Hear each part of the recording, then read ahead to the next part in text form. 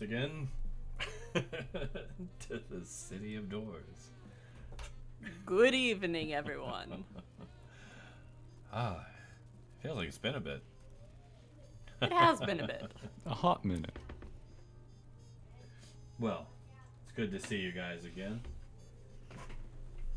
I hope everyone is doing good. Yeah. Good.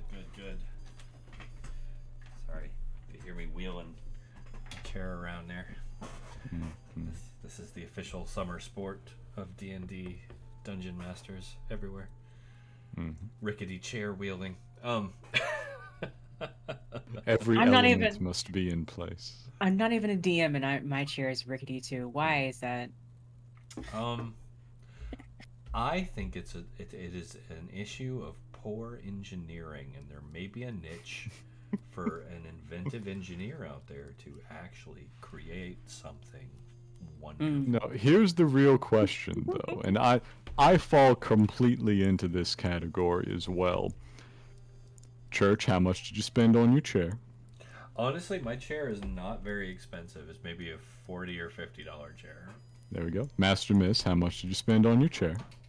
I have to check the thing. I don't know. I have no idea a ballpark number. Let me check my cart. Wait 1 second. You're good. Well, I also spent $40 on mine used, and it's rickety as hell. It's because we're cheapskates. That could be it, actually. He might be onto something. What? No, this chairs fall under the principle of never skimping on things that connect you to the ground, like tires and shoes and your bed. Exactly. And I bet yours is not rickety, isn't it? Oh, my chair is rickety as hell. I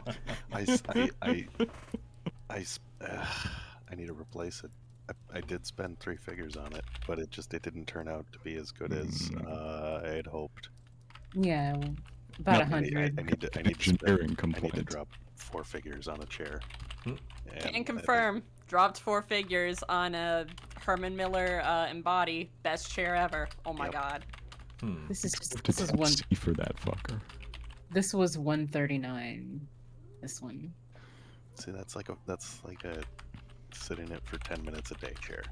If you want like a sit in it for 20 hours a day chair, you need to put 4 figures on it.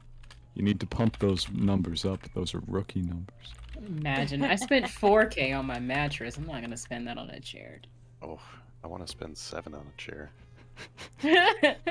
Why? I'm sorry. The only chairs available in the 7-figure range are currently occupied by the Queen of England and the Pope. Oh no, I meant 7K. Oh, okay. I don't have 7 figures to spend on a chair. That's my whole not even my life savings, that's just like my entire earnings for the rest of my life. Like, oh my god. Yeah, I'd just like to sit on my 401k for a little while longer. I mean, listen, man, my Herman Miller Embody costs like $1,400, and it's the best chair ever. You don't have to drop $7K on a chair. Have you seen the $7,000 chair though? See, like, I have to throw this example out. Like, every now and then, it'll get in my head that I need to go get a new pair of jeans, and I will go to a clothing store, a normal person clothing store, like normal people do. Me trying to do people things. Yeah, weird. And I will go in and I will look, and I'll say, these are lovely. They make my booty look very fantastic. How much are they? And I'll look at the price tag and I'll say, yes, thank you, goodbye. I still to this day, I will go to the thrift store, drop $40 and walk home with 5 pairs of jeans. I have a secret technology for jeans. Are you ready for it? I go see my friend Jeremy, and I take his. Nice. And then once I figure out who makes them, I go and buy my own pair. For some reason, every piece of clothing I've ever borrowed from that man, I lived with him for a number of years, has fit me better than anything I've ever purchased for myself. Now, do I need to live with him to do this, or? I don't know. He lives in Chicago now, so it might be trickier. I bet I could probably send Chance up there. You say, just like, find all of his clothes, pretend you're me. I'm actually close too. I could probably steal the clothes. Oh, there we go. See?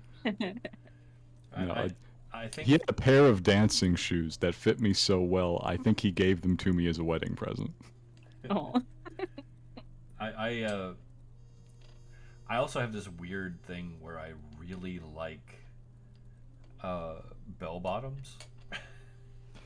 That's not really weird. I mean, they fit around your ankles for you. so well. That's just fashionable. Finding bell bottoms though is no, man, they're coming back in. Again, are they? Good. They're coming back in again. You ought to be in luck. Actually, they're like in right now. See? The fashions of Y2K are coming back around, so... I knew it would come back eventually.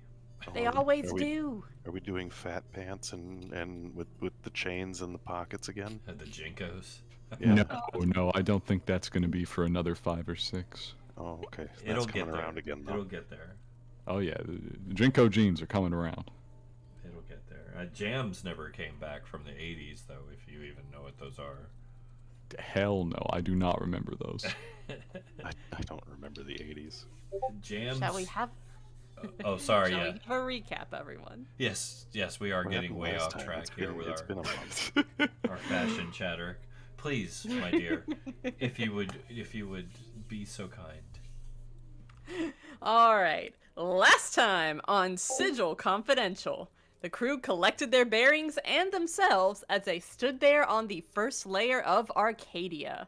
Petitioners walking along the paths glanced at the loitering group suspiciously, so they started making their way towards what they assumed was the City of Fortitude, the part of it that was on Arcadia itself, off in the distance. As they passed beside wonders only spoken of in folktales, the ghost brought up her tiny silver cage, and they began questioning Kian's soul while they walked.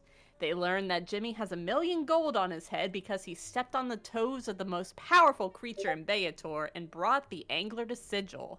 And he apparently brought him from Cairn. The angler has something important to Shepherd Scratch, but Kian didn't know what it was. The important plan that Kian was carrying out for his mob and the crew threw off was to steal Blackjammer's cutlass.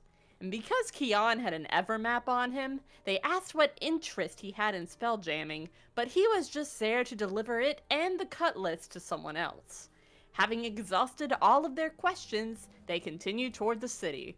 Once they arrived, this giant anthill of a city was not Fortitude, but the city of Mandible, which made sense given the city's denizens are the ant-like creatures known as Formians.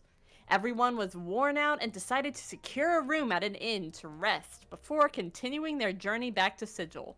The ghost summoned Jimmy into her room and set out the lantern that Ratt crafted and her cage with Kian's soul still inside. With the stage set, Jimmy used the wish stored in the ring he found in the hat band of Stapleton's derby and bound Kian's soul to the lantern. The day's business was taken care of, and the crew settled in for the night. It's lucky that they ended up in Mandible because when they asked for the nearest portal to Sigil, there happened to be one in the heart of the city. They stepped through and were deposited in front of the Harmonium's headquarters from what appeared to be a mailbox. Now back in the City of Doors and back on track, join us as we figure out what happened at headquarters and what's up at the Split Tail Casino right now on Sigil Confidential. Hell to pay. Very nice. Very nice. Very, very nice. As always. As ever. So, we have had some excitement. That is for sure. We are back in Sigil, which is lovely for you guys. Home turf and all. I think we can work with it. Now, we basically just came through. I don't think we did anything. Nope. Step through the portal. Yeah. We only came through. So, where did you guys want to go from here? I believe the first stop was going to have to be headquarters. Because we've got check in on some people, see what we're actually working with here, get some more details about this abduction. All right. So, back to HQ we go then. Bryn will cast invisibility on herself first before heading there, just because that is her way. Of course. I would expect nothing else. So I will move us back to HQ. Mm-hmm. Oh, see, there's Watts. She's fine. Oh, is she there? Let me get rid of that. Too late. It's on the map. It exists. Oh, I can add something that looks like Watts if you'd like. Oh, no. That seems like more trouble than it's worth. I mean, concerned. This is Sigil. We can get all kind of uncanny valley on this if we want. And isn't Pohan supposed to be gone too? Oh yeah. So I was there. He was named. It was a myth. there was just an unpleasant odor. Yes. Probably A from brief Pete's. moment's thought. Pete's. All right, so we're walking in the front door here. Yeah, we'll get everybody downstairs. Is the place very clearly busted into and damaged? What are we looking at here? So, ironically, there is no damage. No damage whatsoever. Is that everybody? Draken and Nis 2 are still upstairs. They're Yeah. minis anyways.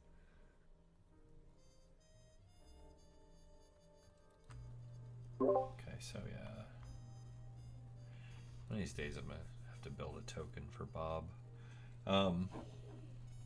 Yeah, so ironically there is no damage. In fact, the place looks remarkably clean. Cleaner than you're used to, in fact. Oh, great. Jimmy, did you hire a maid? Jimmy just looks over at you. This is the hive.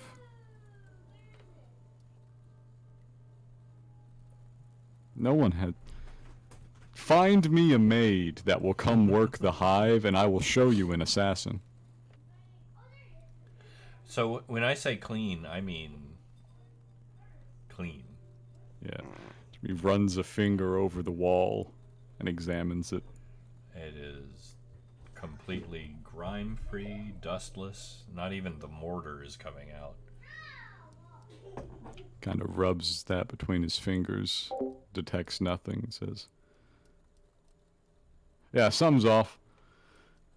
Bryn's going to go up and look at what Jimmy was seeing on the wall.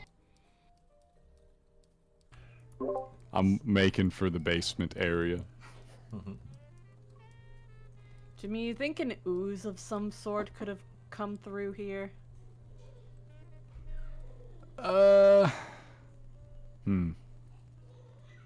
You raise a good point. I would like to make a note that I'm examining for oozes along the walls and ceilings as I go, as they can be quite stealthy. Sure. Give me a perception roll.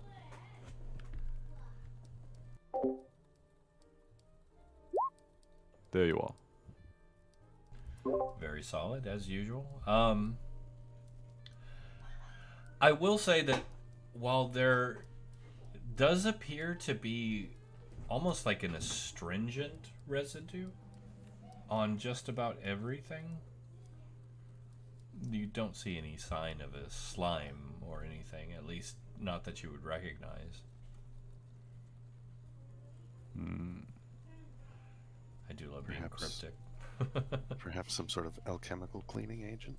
Did somebody come in and clean up a crime scene that they didn't want discovered? No, this reminds me too much of the warehouse that we found the Alhoon in. Who said that? Bryn's visible, by the way. Yeah, her token will flip if she's invised. Oh. Yeah, so she came back visible whenever she stepped in. Okay.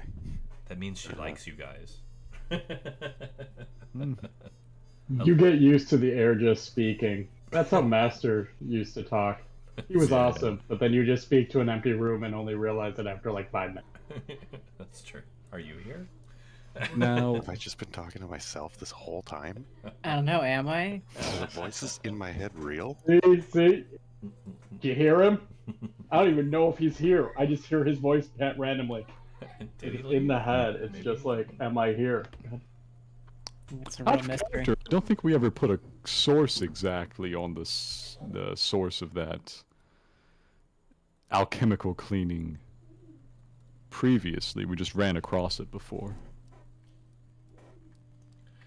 It's true. I think we assumed oozes because we ran into like, an Oblex and other little nasties. Yeah, there was some ooze-related activity going on. There was a ton of ooze-related There's a activity. ton of it. Anyways, it's time to get Zill. All right, so you make your way to the downstairs door. It is barred from the inside. That's not unusual. I give it a solid knock and yell down, "Hey, Zill!" What kind of knock are you giving it? Nothing too aggressive. Just like, I don't know if you can hear this. Okay. One of them. Zill got a secret, like, knock. Don't have a knock secret code. knock. So, give me a dex save. I do those. Yeah, I don't think you'll fail it. Wow. Oh, I might. Are you sure? I burn a hat point to not die. Well, I mean, it's nothing that's going to kill you, but if you want to burn one, you can.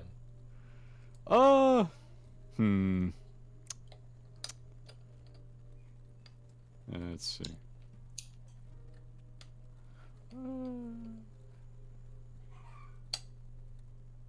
I might need that hat point later, honestly. I'll just take it. All right. So I got evasion, it's whatever. you saunter up to the door and kind of lean over, listen, and kind of lift your hand up to knock. As you do, as you make that motion to knock for the first time, a space opens up in the door, shaped like a mouth, and your hand goes into it. The mouth closes around your hand, and your hand is trapped there. It's not hurting you, but it is holding you very firmly, and you get the sense that if it wanted to, it could probably take the hand. Very calmly, I address the door, and I say, "Hey, how's it going?"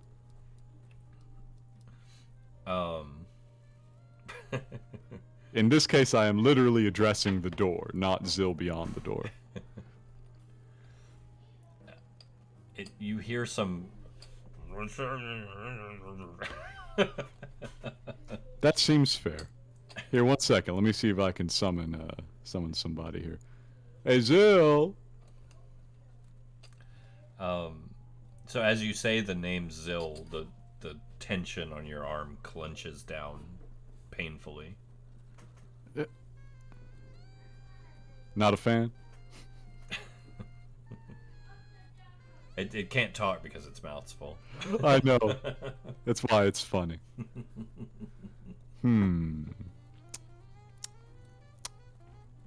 Interesting.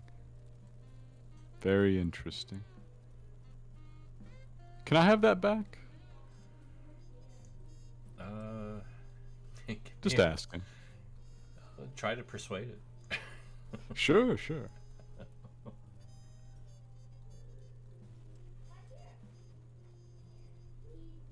Yeah, I give him a very smooth and reasonable line. I say, "My apologies. This wasn't a sentient door last time I was here, and I've knocked on it many times before. Obviously, if I knew you were going to do this, I wouldn't have tried to punch you in the face." So, that's a very good roll, obviously. I'm not even going to counter it. you make your case. The mouth spits your hand out forcefully. It's enough to kind of send you reeling back a little bit into the wall behind you. Okay. There's no slobber or anything on it, but Brent's coming up and is like peeking around the corner and watching like all of this happen because she's curious. you'll see the mouth on the door, and you'll come around just in time to see Jimmy get spit across the hall. The door says, "Where is he, Jimmy? What have you done with him?" Ah, hell, he's not here. You did this. You and your people have done nothing but try to keep me from my love since the day you walked through my doors. Now, is this my fault somehow? Probably, but I didn't do this. So as you say that, and everyone will feel this, the entire building shudders. All the doors begin to kind of open and slam shut. Drawers popping in and out, windows kind of opening and shutting. Everything's creaking, dust kicks off from hidden places that no one would expect it to come from. And you hear Bob in the kitchen. Ah! He's freaking out. I'm gonna get to the kitchen. I gotta get Bob, and then I'm gonna get out of this building because this building's haunted, and I'm taking it down. He doesn't know how this works. I don't know how this works. Building's haunted. Haunted things get blown up. Not this one. Brent's just going to look at Jimmy and say, "I knew this building was enchanted, but was this building a mimic the entire time?" Hey, don't go saying anything you can't take back now. Where's... I don't give a cranium rat's ass. You really should. Jimmy is speaking with perfect sincerity right now. Well, I think it was your turn to do that. She knows, but the ghost will be the ghost. Yes. So the ruckus subsides, and you can just feel the entire house kind of sag. Yeah. Now, I'm gonna go and get him back. Bring him back to you. And then I'm gonna get out of your hair for a little while. Where is he, Jimmy? If he's not here, let me guess, some scaly fellows came round. There's a huge group of them. They came in, they kicked my door in, they set fires, they punched the dog. They took everything from me, Jimmy. Yep. Was there any oozes that came through here? I don't know.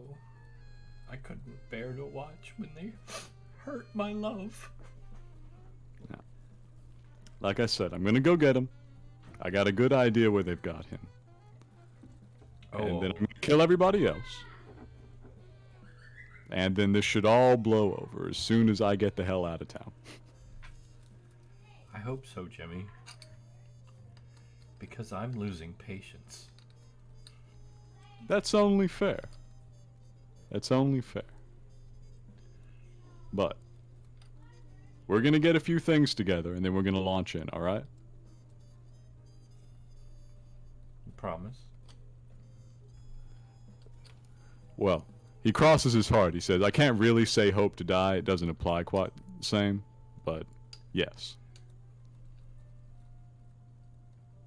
If you His two starts looking around for something to snack on. Yeah, Rat's feeling, I don't know, a flash of genius. We've begun tinkering away in the kitchen, I guess. I've been using the in area of the kitchen as my workshop. Jimmy. Mm-hmm. If you don't bring Zil back to me, I'm going to destroy everything you love.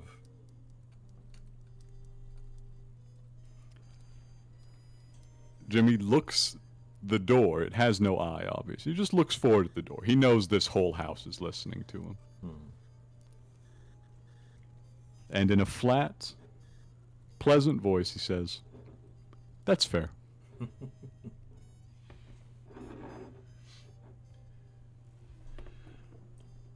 She says, "I don't think you entirely understand.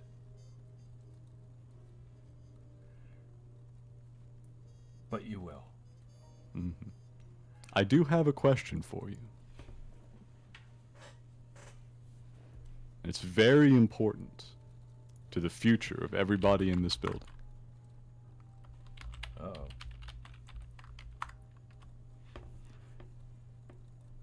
If I had my short-statured friend mount a cannon next to the door, could you fire it? You're asking the house this? Yes. This happens a little too often. I think you need some firepower. I have full control over everything within my boundaries. We're gonna get you some cannons. I'm gonna help you, Jimmy. I appreciate it. I think we have mutual interests. You may Prim choose. raises her eyebrows. She's like, she's never seen this from the house before, so she's like, pleasantly surprised. I'm going to let you choose 2 of your companions to enter my sanctum. Mm. And Will Not I it. receive mystical powers there? I will help you answer any 3 questions.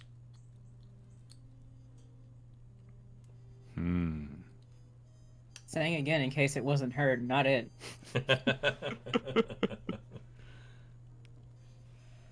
Okay, let me find the smart ones. Give me just a second.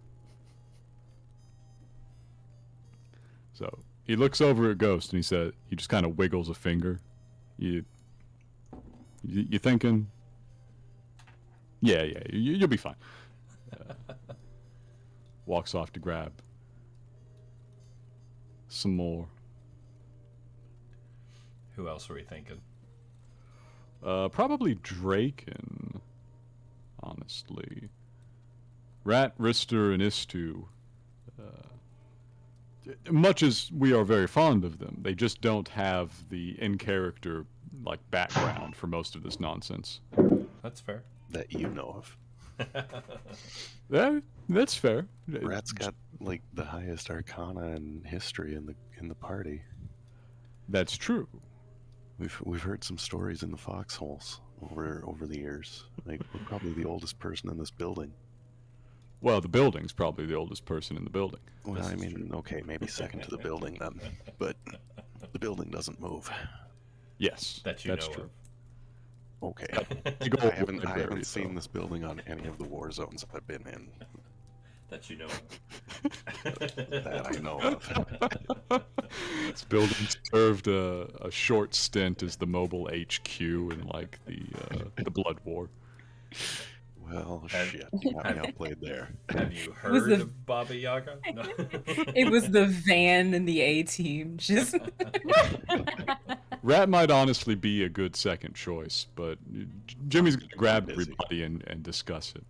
I'm busy. All right. Drake was actually already in there with you. He just wandered through while mid-conversation. So, Perfect. So he's looking at the two of you. Think you can get it? I think I'm more than capable, Jimmy, but do you have an idea of what sort of information we might want from the house? there's a lot down there. I've There- been down there. There could be anything. Actually, it was Timber that went down there, not Draken. Both. Both characters went down Has there. been down there, yeah. Oh shit. Yes. Draken wasn't quite as kindly welcomed. It's hard to keep Draken out of anything. All right. Well, we did get some good information out of Kian, but there's some things he would never have known, and that it would really help us to know. Well, correct me if I'm wrong. They said we could. Well, she She, pretty sure. She. Alright. Wasn't sure. But she said we could go down in the sanctum and ask. Technically, we could already have our questions and then just go down and ask. Oh yeah, that's what we're talking about here. We need to come up Yeah. with our questions here. We're going to fight Scratch. Do we have to do that? Well, it depends on how you think about have to. We're gonna fight Scratch. Later, we need to see what he wants first. Oh, sure. Would one But of if the anybody knows a good weakness for him specifically, or for, well, pit fiends generally, that would be helpful. What about where they actually are? We're assuming they're at the casino, but it would make sense for them to have decided to tell us they're there, and they're lying. Possible. I don't think we're going to get exactly that out, because if she knew where they were, she'd know where Zil was. She'd just tell us to go get him instead of asking. Indeed. And I think that's the sort of information that we can get from Tavarius. Yeah, we can work contacts for that, but I don't know. They're going to all this trouble with navigation. He pats Blackjammer, points at the ghost who's carrying around like a priceless Evermap.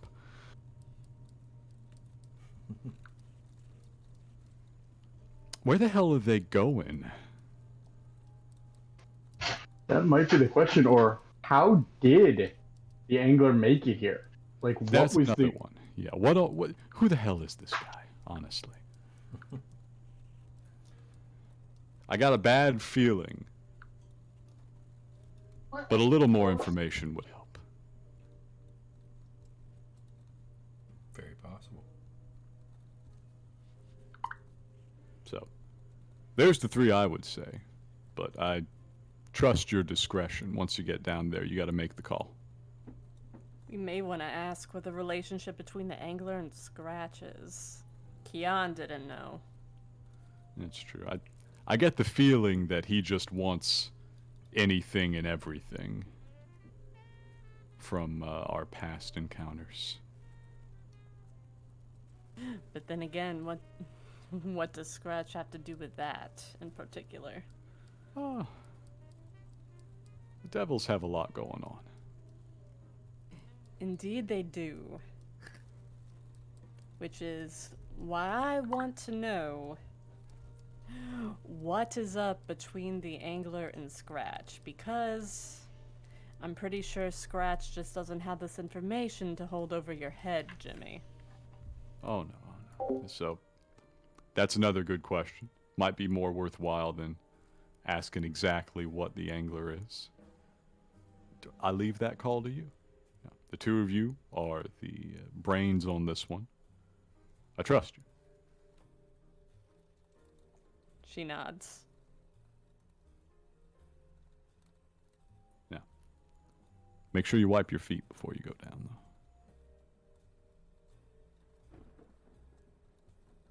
Bryn will just look at her feet and prestidigitation them clean. See, now that one's handy. That one I don't mind.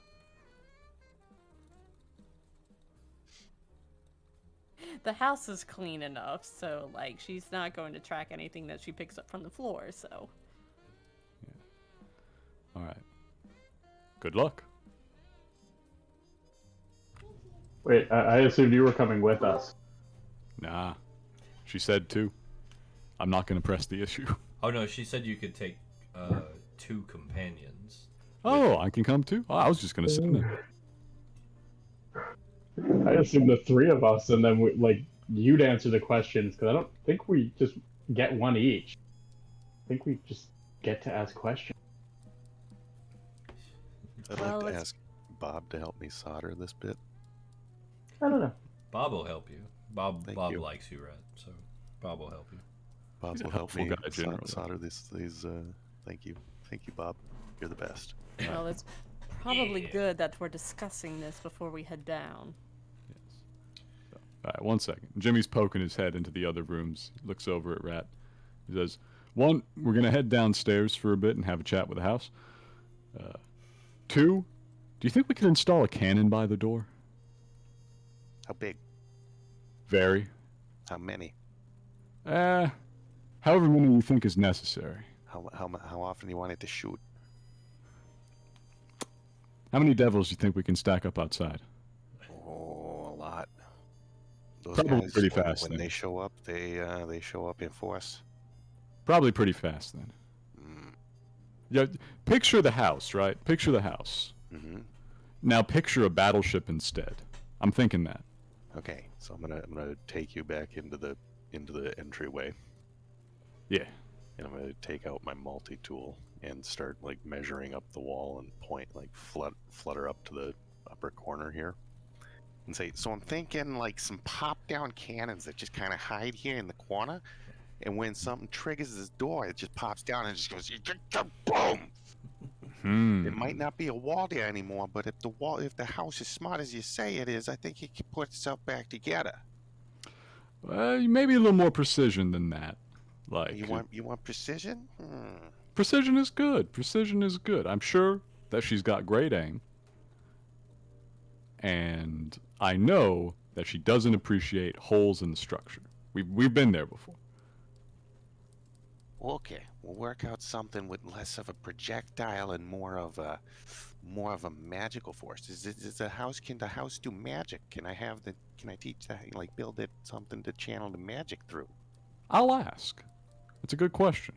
Because that would make it easier. I don't have to build like an ammunition room and build like an ammunition delivery system.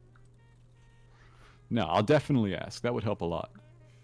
Yeah, because if I could just make like my arcane cannon, I can repeat that process all the time, and if we can just teach the house to use its magic through it as a focus,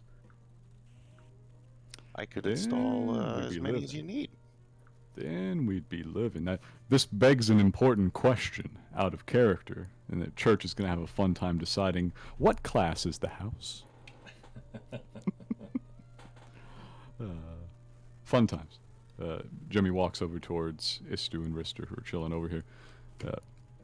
Istu, we're going to be downstairs for a little while. If you hear anything weird, that's probably just the house. If you hear any explosions, we've angered the house. Uh-huh. Just wanted to give you a heads up. That sounds about right. Yeah. Are we under instructions not to come down if this goes bad for you? I mean, honestly, yeah, don't do that. Don't do that. Okay. So you can get outside if things go bad. I'll get out. I'll bring Bob. Yes, Bob deserves a long and happy life. The house decides to become an artificer. The world ends. the house decides to multi-class. We're here for 3 years. The self-assembling assembly line. Yeah. I just imagine it as a warlock where it's its own patron. I don't remember an eldritch nuclear silo being here before. Do you? Where did that come from? I just picture this place growing to like take over different elements of the hive. So are we headed down? I think we're heading down. Yep. Let's pop on down. So you guys will come out about here as it comes down the stairs and then around. Draken, you're with them too? Yeah, just Here, I'll pull bear you. with me. I'll pull you. Thank you. I am trying to snag a child to bed. That's an important task. So, for those of you who are just seeing this for the first time, you round the corner into the basement of the house. You're immediately just met with an overwhelming sense of power. I mean, just a thrum that pulses like a heartbeat in the room as you come in with a soft kind of bluish glow emanating from the enormous crystalline figure that floats in the middle of the room. All around is shelves upon shelves of just dusty old books and tomes packed in as tight as they can be. You know, books on the floor, old scrolls. And of course, as you enter the room, you will see some very meager, minor amenities. You know, a small table and chairs, a little cot where Zil most likely slept. Strangely, the pulse of power that you're sensing as you enter, at this point, it's a very emotional sense. And at the present, it's just sad. It's upset. You can sense it. As Bryn looks around, she's just going to say, well, I can see why Zil never came out of the basement.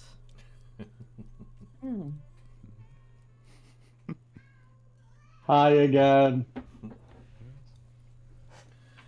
I'm walking very carefully. It's like I'm cautious enough around magic to begin with.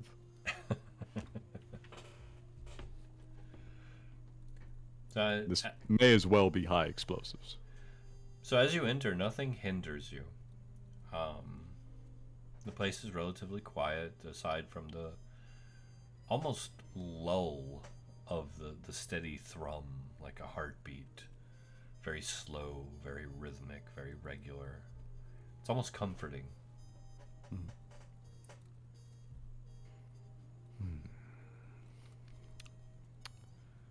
That's nice. Haven't had a heartbeat for a while. It's kind of a good substitute.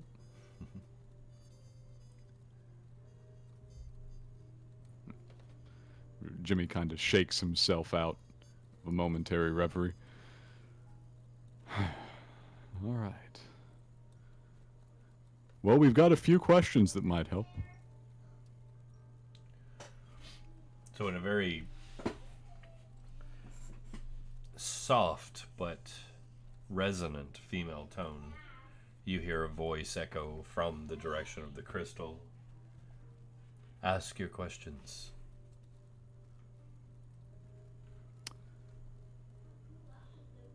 Scratch. Shepherd Scratch. Everyone has a weakness, even if it's just a little thing, deep in their history. What might his be?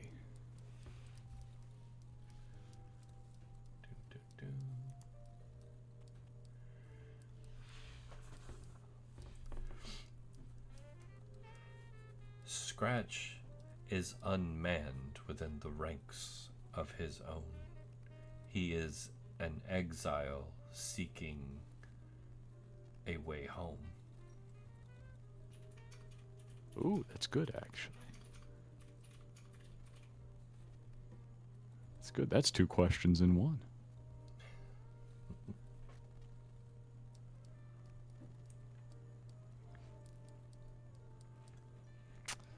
I'm imagining a world in which we can pit devil against devil, and it's making me feel a lot better, if nothing else.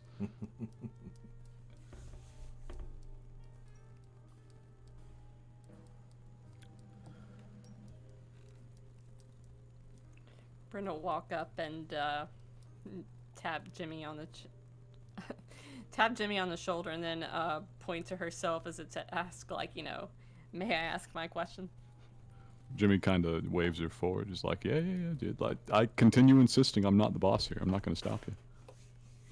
And she nods, and she's going to look up at the crystal and say, what is the relationship between Scratch and the Angler?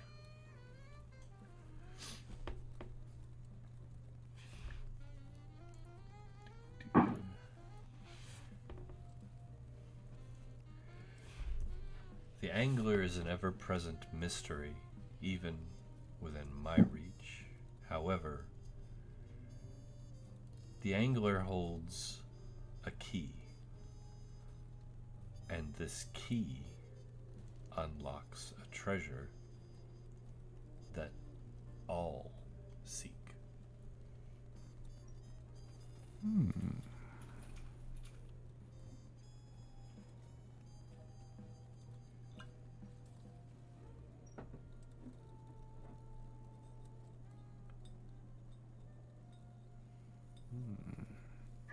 Jimmy's rubbing his chin.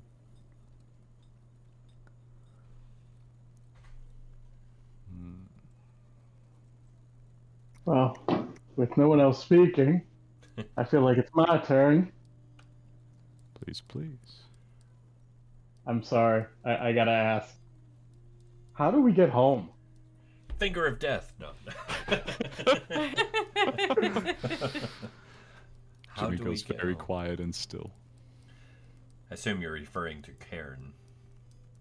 Correct.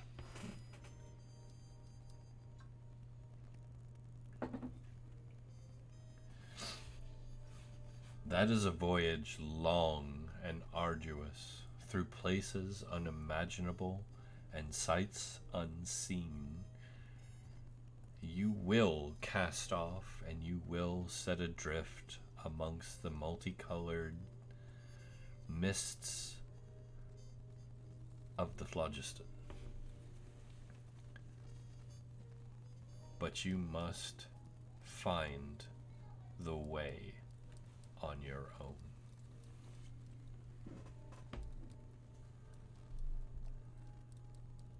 Very quietly, Jimmy looks over to Draken and says, "But there is a way."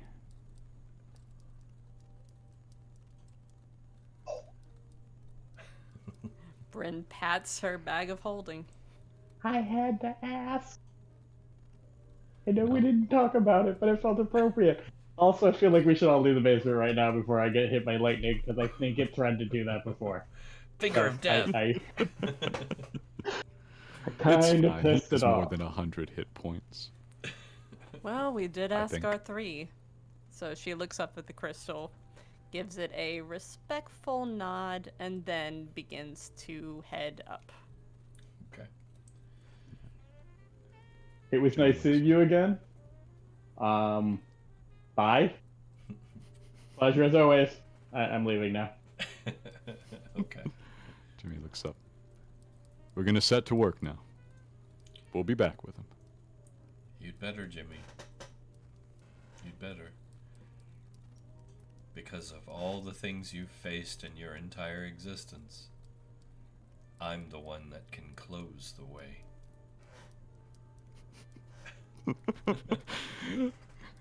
Jimmy's face is just At that, Bryn's going completely frozen. she's going to look back and raise an eyebrow.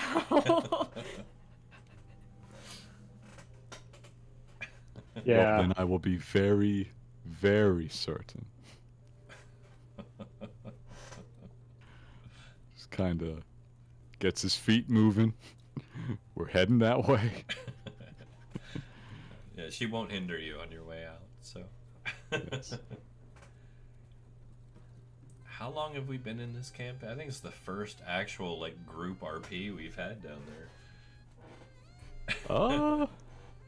Yeah, I think so. First definite group RP. I think it's just been Draken and Timber down there before, actually. Yeah.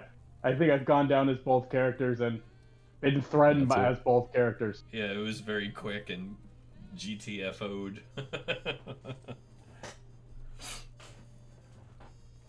I think the stairs that we just walked up literally like pushed Timber up and out, if I'm remembering right.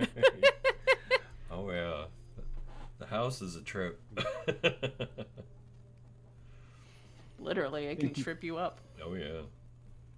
We need to all have a conversation about this, and by all, you, me, What? and I'm gonna be honest, I think we need to reach out for Master. We can get home. Home. I am home. I appreciate you interjecting, and you're right, you are home.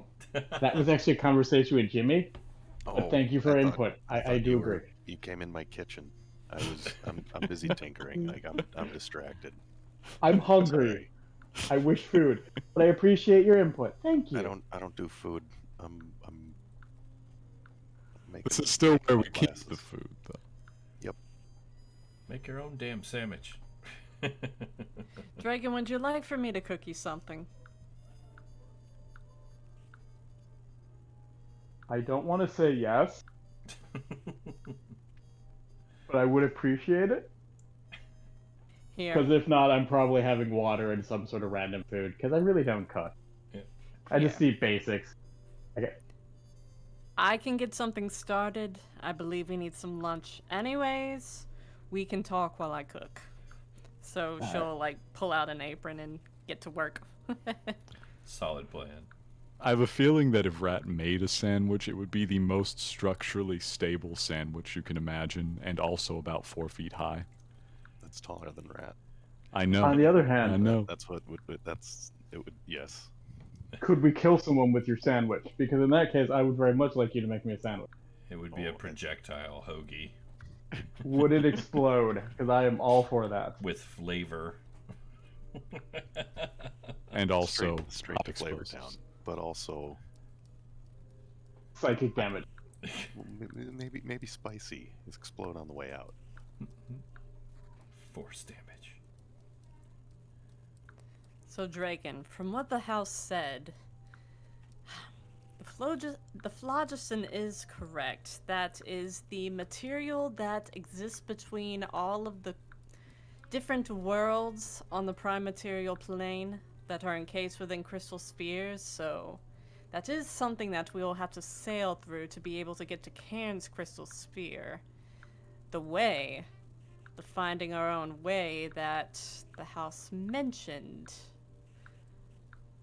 We may have to figure out some way, somehow, that we can open up Cairn's crystal sphere. And when it was the gods that sealed off the sphere, then that may be a bit of a conundrum. We've dealt with gods before. Indeed, but we do have to break the divine magic of... How many gods was it that sealed off Cairn's crystal sphere? Well, Jimmy would know how many major gods there were in Cairn. Mm-hmm. I don't recall off the top of my head. I believe it was 7. 7. Right. Did we ever figure out if it was the gods that locked it? Or was it the spell? Because obviously we got out of there before it all went, like, completely bad. It was just a little bad when we left. Little bad, not complete. It was pretty bad So- when you left. It was really bad. In always response to the ghost, Jimmy says, "Yeah, well, 7, but it kind of depends on whether you're counting the mother." Regardless, it is the combined might and divine magic of multiple gods that we have to break the seal of with some sort of mundane magic, which is what we have at our disposal. What? The weave is powerful, but divine energy. What? We will get to that in its due time. I've been here for years already. You know, my feet are burning towards home, but gotta be patient sometimes. What we gotta do right now, we gotta get Zil, gotta get Pohan, gotta get Watts out from under the devils. You may want to go visit Various. Could use a little Thanks. dirt on the split tail, yeah. And maybe he would have a little dirt on Scratch or any of the other denizens. No, I like that he's exiled, though. Use Varys' contacts to play against that. An exile seeking a way home, though. What But he was home? exiled for something. As someone who What has home? been exiled, There's usually a reason. But what is best about this is it means he doesn't have higher powers to call on. Not that he's some kind of slouch, but Also, if when we we take kill him him, out, hell's not going to come looking for us. Thing is that if he's an exile from Beator, then his status as a pit fiend probably would have been stripped from him already. That's the thing, like, devils can lose rank, and with rank, they lose form.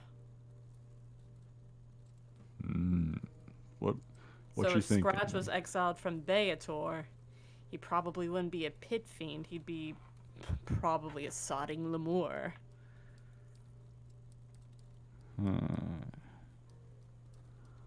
Oddball question: has anyone actually seen him do pit fiend things? Yeah, Could he be a Fear Aura. lemur? Okay, No, 'cause I'm no. like, No, No, it's not anymore. they're basically near mindless blobs. Slugs. it's an imp. He's just pretending to be really spectacular. What? No, I can stare down a hellhound without flinching, and that guy scared me. Eh, So Yeah. he's a little scarier than a hellhound. I'll take your word for it. It didn't affect me. I just was impressed by the hat. That is an amazing hat.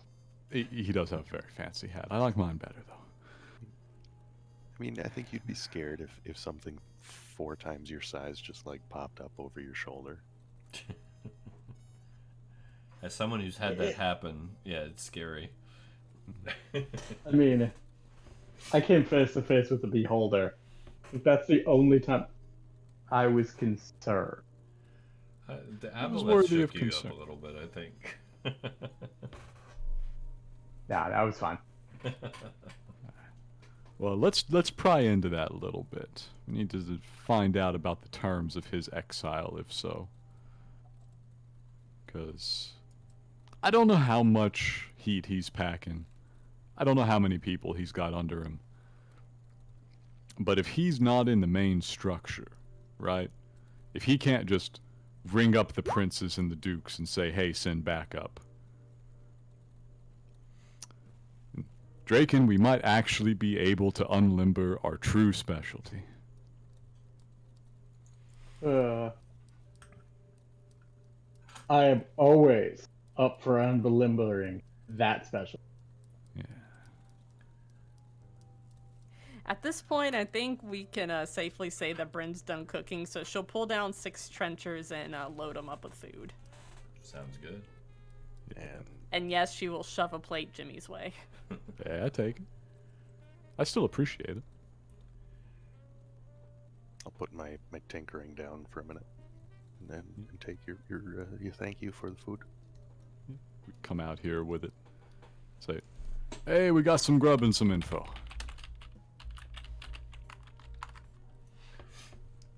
All right.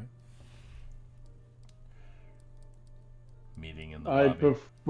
Before we actually walk out there, I want to like tap the ghost and just be like lean in quietly. I'd like to have a conversation with you without Jimmy at some point.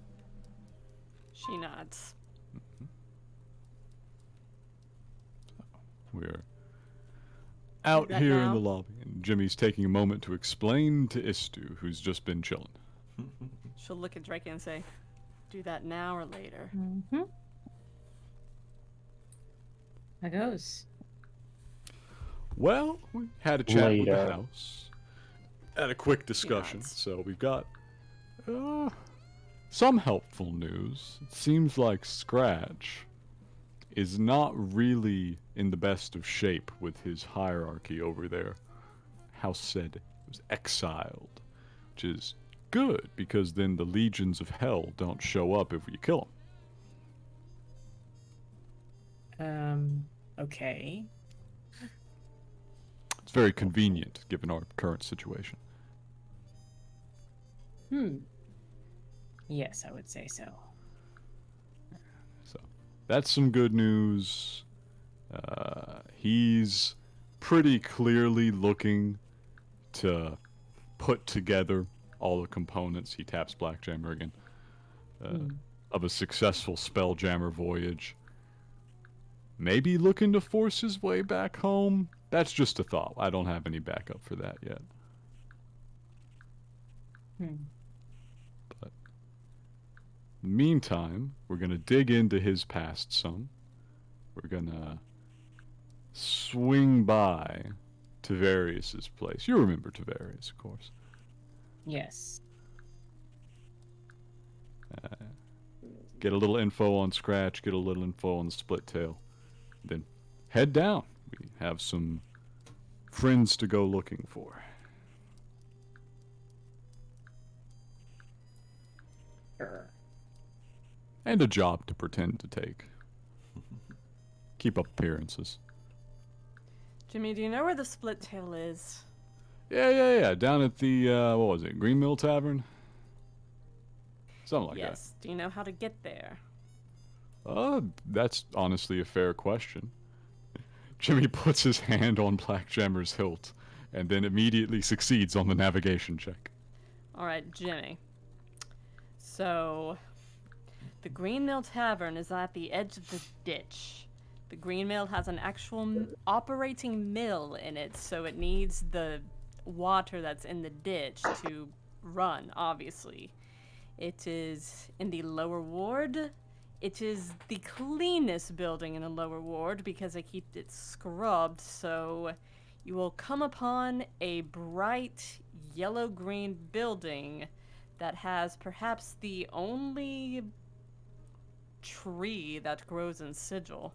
All the other plants, the only other plant that grows around here is a razor vine, so it is quite the sight.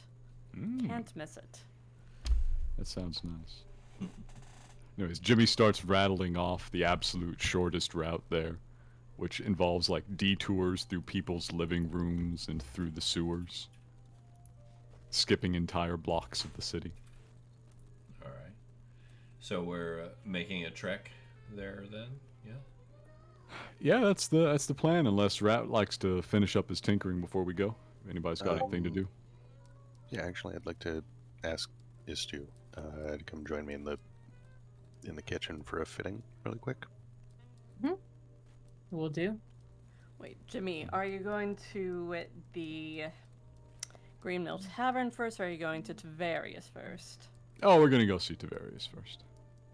Alright, I'm not going to be joining you for that. I have an errand or two of my own. It's getting close to the end of the month. I need to go pay off Factal Darkwood on my taxes if we're going to do any amount of portal hopping. Make sure that Burke gets his jink. And then perhaps a quick stop at the Parted Vale. And then I'll have an associate meet up with you at the Green Mill Tavern. Jimmy kind of bites his lip for a moment and says, "Associate, right. Yes, it'll be nice to meet another of your associates." And he smiles. She smiles back. Alright. Yeah.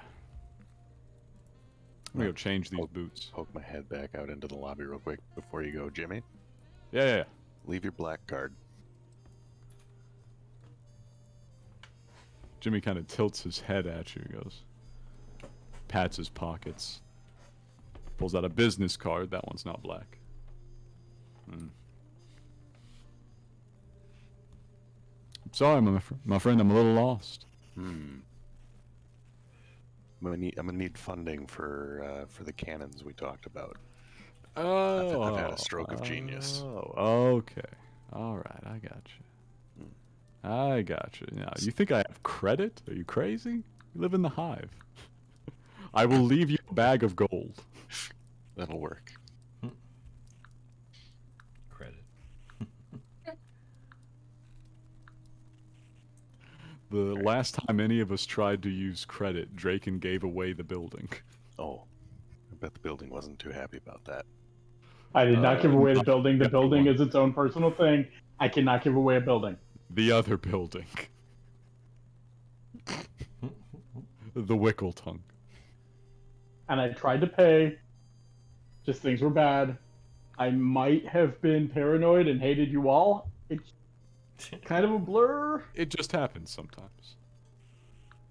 It's all right. I mean, if you want me to build the lobby into a full broadside kill box, that's gonna cost money because that's like at least 4, maybe 6 to 8 cannons. Heavy cannons are expensive. I mean, Indeed they are. you know, Is she okay with this? what? Should we She's gonna ask? love it. I did ask about the cannons, but this reminds Jimmy he meant to ask about the ability to use magic. So he says, actually, 1 second, let me double check that first. He goes back to the door. I mean, even if it can just activate, I guess it can be enchanted with like a repeating shot. I was thinking like a heavy ballista maybe with a repeating shot, and then we could get a holy person to bless like a heavy bolt, Ooh, not bad. and then we just turn it into like a crossfire like spear box. Psst. What about holy water soak? That way it doesn't damage the building, but holy water. Like water cannon. Anyways.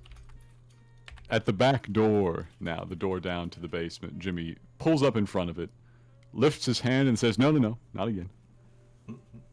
Not again. About that earlier question.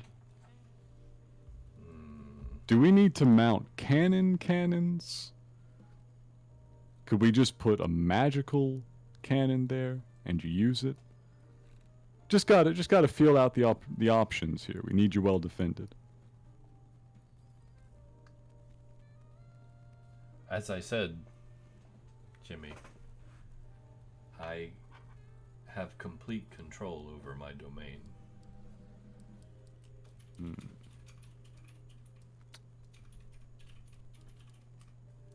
Jimmy thinks for a moment and says, it's one of those times where actually knowing about magic might be helpful.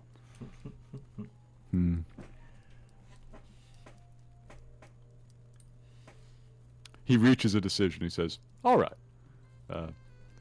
If a guy about yay tall starts floating around in mountain cannons in the front room, just give him some time, you know?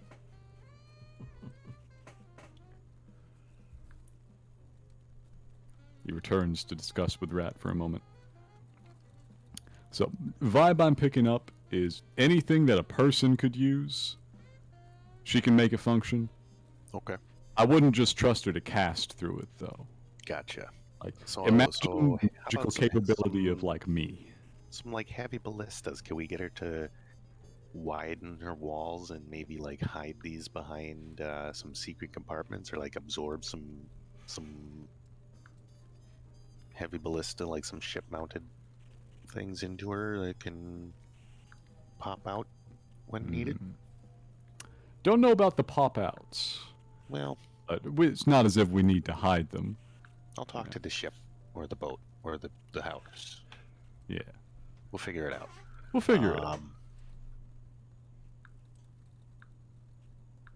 Okay.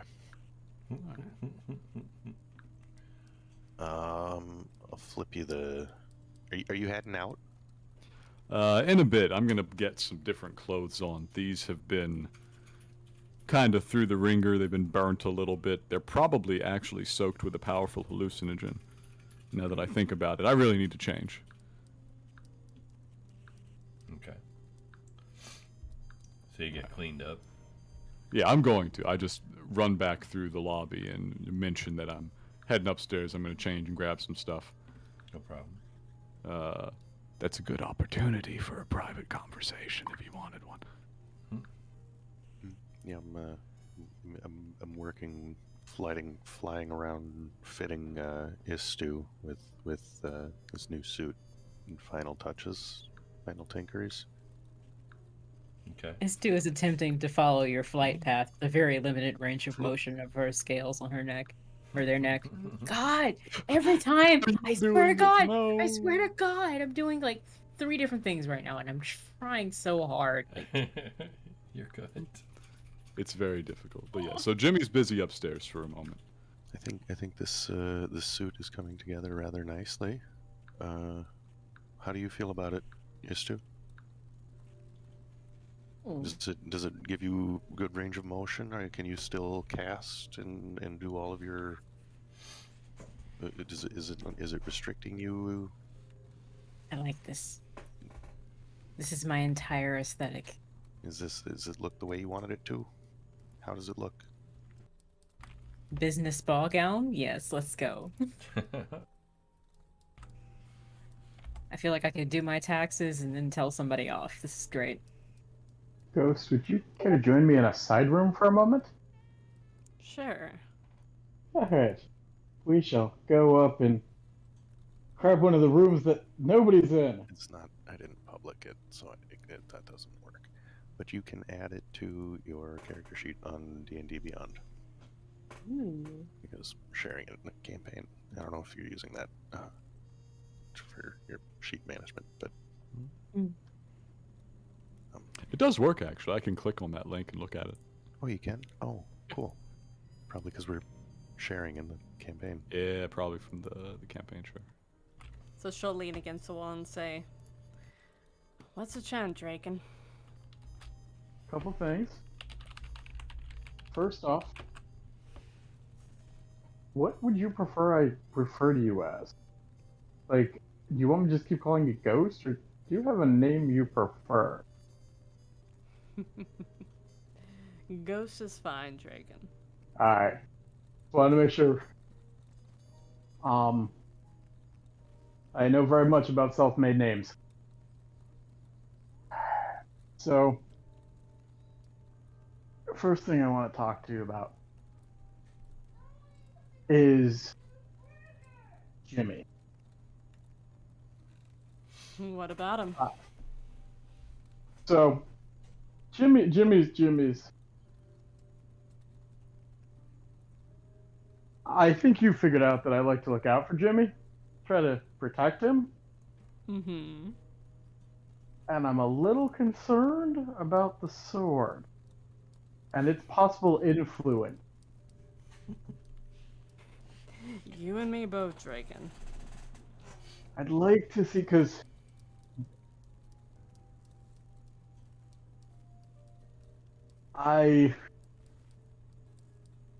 Jimmy's my best friend. He's not necessarily the smartest person sometimes. And I know I may play the fool, play it pretty well. But I think you figured out I'm not nearly as stupid as I pretend to be. And I think perhaps having an idea of how to separate them if needs, because you know he ain't gonna give it up. No. But it is a sentient magic item. It has a will of its own and is certainly influencing Jimmy's personality to be more reckless. And usually with these sorts of items, you need something to remove a curse. I'm curious if we could just, if we remove the item far, perhaps shifting it to another plane.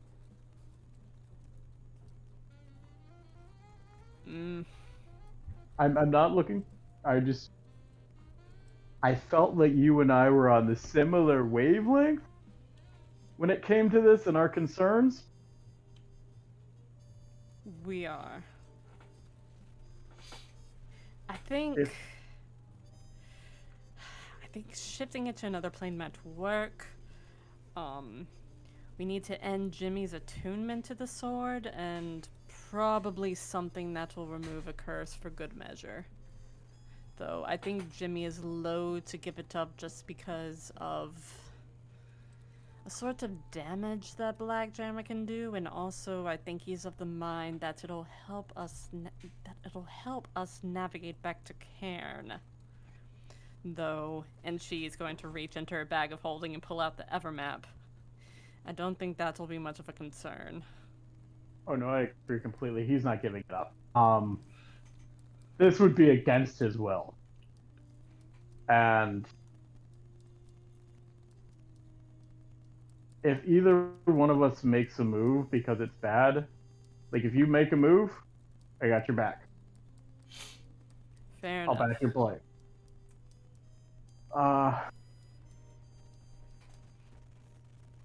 I trust you, which is why you're getting this next piece of information as well. I can't read people that well. I know it's a surprise. I fake it pretty well sometimes. What is your feelings on Istur? Because I don't really have the ability to read people. And I will never admit a weakness, except that's why I'm trusting you right now.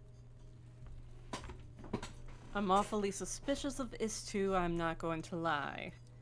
They have shown no intention to harm us as of yet.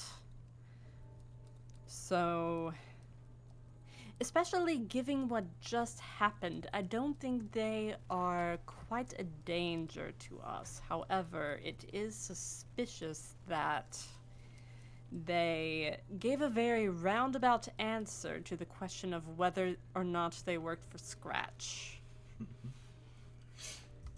He was also thinking they bullied us into letting them go through, and then we ended up in the wrong place. So was that accidental, or was that on purpose? From Rat's assessment of the portal, that there was a 25% chance that we could have ended up somewhere other than Sigil, I am more inclined to think that that was accidental. I will take your word for that. Like I said, that is one area where I am not quite as skilled. And finally, how are you doing? Just checking in on you. We've been in a whirlwind. You handling everything okay? I'm handling everything well enough. I've been through worse. I know we've been on a crazy ride lately. And as someone who has wandered the plains by accident, it can be weird. You also ended up in that plane with me, and I assumed you didn't like it any more than I did. That was on... Wait, are you talking about the vision, or are you talking about Arcadia? All of it? Like I said, I'm checking in on you. You're in the circle. I am worried about your mental well-being as well as your physical. The vision was on purpose, and that isn't my first brush with madness from a seance, so I am fine in this respect. Arcadia, though, I found it very unpleasant. It was fine. It was more or less fine. Wouldn't be the first time that I randomly ended up on another plane. I did that for a while. It was not pleasant. Somehow ended up on the Feywild, and I don't even know what planes I ended up with. I'm not quite as sure about them. It was weird. The Feywild. But I made it. Yes. Alright. Just wanted to touch base with you. Because as of right now, the circle of the people in this building includes you and Jimmy. She nods in understanding. So pleased. This incredible faith in my judgment and ability to manage my sentient magical items. Speaking of which, Jimmy was actually doing something while that was going on. What was Jimmy doing? He had, actually changed his clothes because he kind of remembered that they they were actually showered with a powerful hallucinogen of some kind. That's very You true. might want to get that off of him. But after that, he sat down at his desk back here in his corner office, and he put the lamp in front of him. Is this the Keon's lamp? Yes, Keon's eye. Because I attuned to it. And you said, well, you can probably make it work. You just don't know what it does.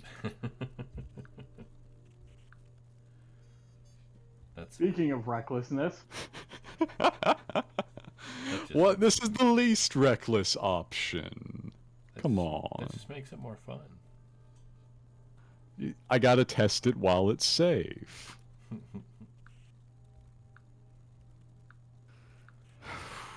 Okay. So what do we want to do with Keon's eye? He says, let's see what's up. And he picks up the lantern and then raises the hood, All right. attempting to activate it, All right. which should be within my powers. So you activate the lamp. Yes. The excitement is coming. Roll percentile for me, please. I love rolling percentile. That's my favorite thing to do. Everybody loves rolling percentile. This This is point I why I turn to the saved ghost. my luck point in my hat. turn to the ghost. Do you sense a disturbance? That's a very low number. That is a very low number. Jimmy. I generally don't get to know the result if I'm going to re-roll with a luck point. We may want to check up on Jimmy. Jimmy poofs. Oh, cool. I was going to re-roll.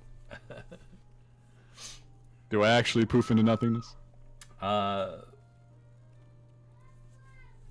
I will get to what happens to you in a moment. Okay. I will, I believe they're coming to check on you, so. Yes, it'll be a great fun. Yeah. Well, how long did that take? Because our conversation, I assume, took a little bit of time. So depending on how long it took Jimmy to get dressed. Yeah. That'll line up. That'll line up just fine. Alright. We can say he was sitting there contemplating it for a moment. Are you going to check on him too, Draken? Yes, I will also go to check on him. Because Okay. something doesn't feel right. So Bryn will knock on the door and say, Jimmy, and she'll open it up. And we'll see if she can open it up. Did you lock the door, Jimmy? No, I don't think so. Okay. So yeah, you'll push the door open, no problem. Jimmy, put pants on! As you push the door open, the first thing you notice as the door pushes open is a slight wafting of cold air comes out of the room. There is a strange shimmer of like a shadowy mist that rises up from where Jimmy was standing. And I'm in one of the cold plains. I'm going to be so upset. the wood beneath it has decayed.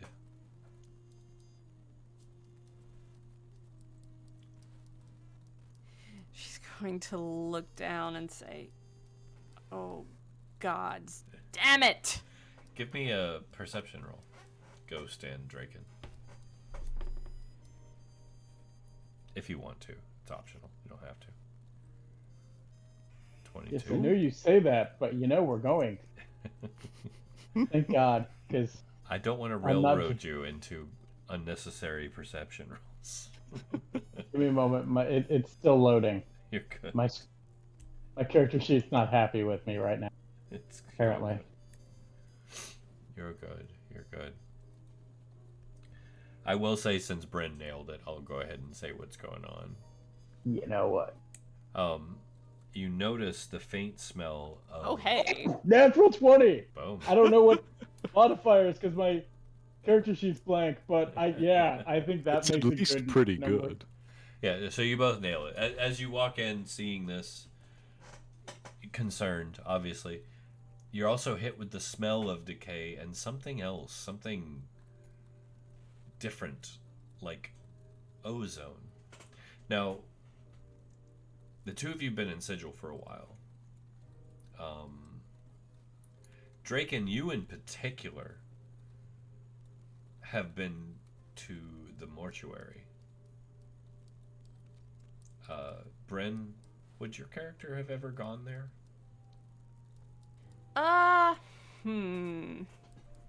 Into the depths of it, not just the surface.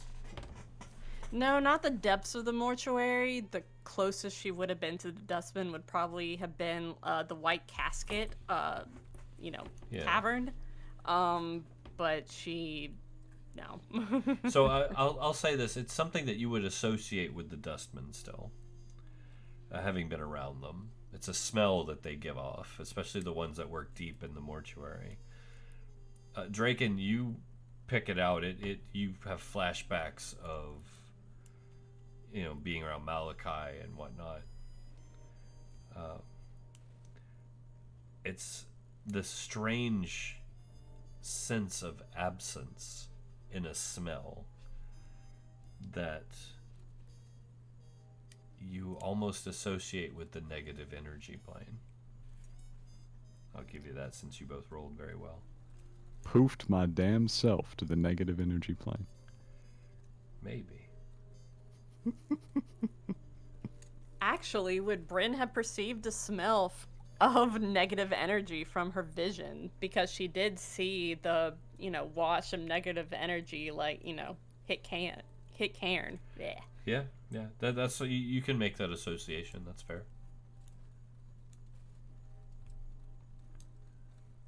She is going to turn her head and look over at Draken. Those blank eyes are very wide, and it would be a very creepy look if it weren't for the fact that Draken and Jimmy both probably know how to read the emotions in Bryn's face, and also there is emotion behind her eyes. It's one of deep concern. So, real quick, Jimmy. Yo. Do you want me to secretly tell you what's going on with you, or would you just rather I blurt it out for everyone's enjoyment? What would be funnier? Let's leave them in suspense. Go on and message me. All right. In that case, Draken and Bryn, please carry on while I send a love letter to Jimmy. I'm hurt. And I'll do it through Roll20 there. Mm-hmm. I'm just drawing up some crafting plans for defenses, for housing defenses, and then I think I've got an idea. Alrighty. I have a stupid plan, and I'm not gonna like it. When might that be, Draken? I'm gonna go ask the house what the hell just happened. If Jimmy is supposed to be helping, it's obviously in her best interest to get Jimmy back. I feel like asking where Jimmy went might be not a good idea, because it's not a good idea. It might be a possible idea. Good luck. Alright, let's go try this. If I die, pretend I didn't. I'll be back. Maybe. I don't know. We'll see. I'll be up here. Alright. And then I'm gonna walk down towards that door. Okay.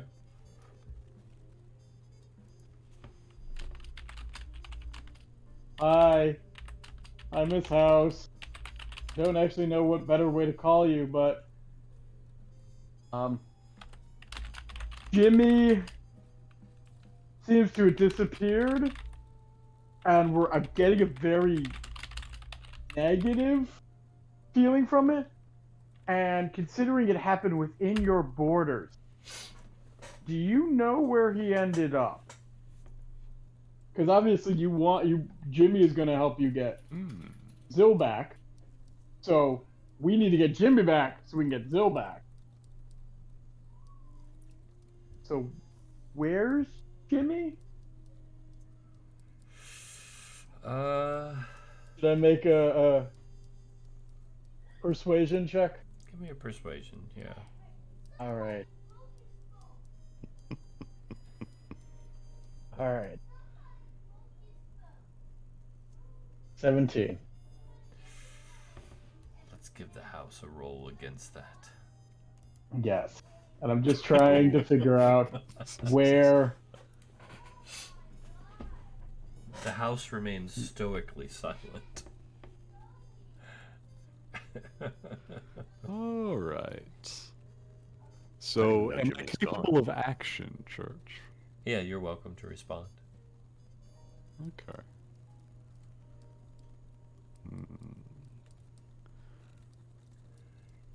All right. Well, I don't even know Jimmy's gone, so I'm going to grab his sack of gold that he left me and Ristur, See you guys. and we're going to go to the market. I'm gonna go buy a few ship's cannons. Yep. All right. So you're All right. off. Well, I'm I gonna have I'm gonna another try and plan act. too, but we'll see. I Go ahead. didn't know. Nobody ever told me you were gone, so I'm heading to the market because that was. That's It is what you would completely do. fair. That's- Do I have black gemmers at my side? Yes, you do. Istu just has their hands on their hips, like, yes,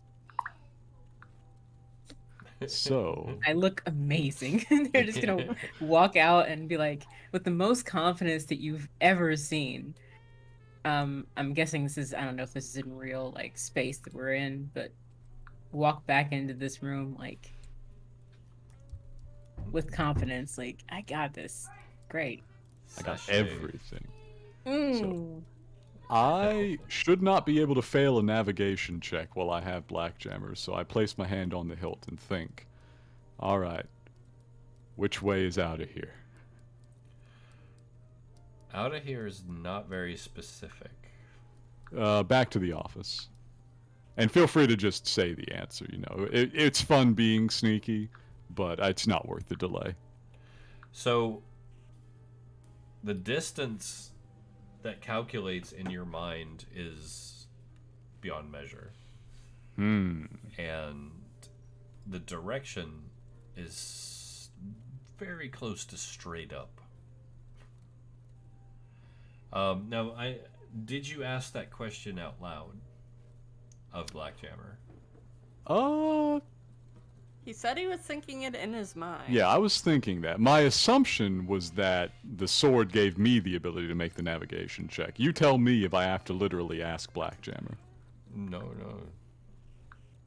Nothing like that. I was just curious if you did. No. Because right now you're just standing there.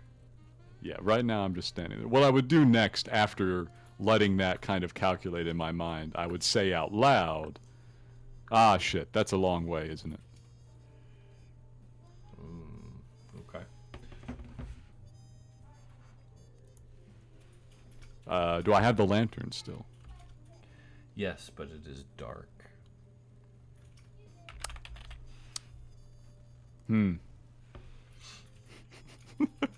Can I attempt to light the lantern? Here, I'm sending you another message. Sure.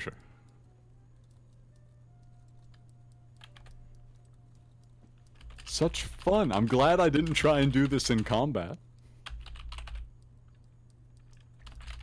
I have another plan, but it's going to be even worse than the first one. So, if no one else has any ideas, I'll do that. But We love that. I think Bryn is going to start setting up a seance to see if she can figure out some information. that would be good.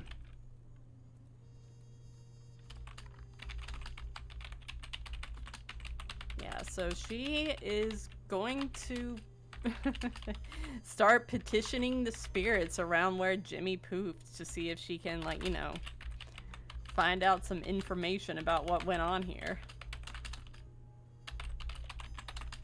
All right, let me get this message off to him real quick. Mm-hmm.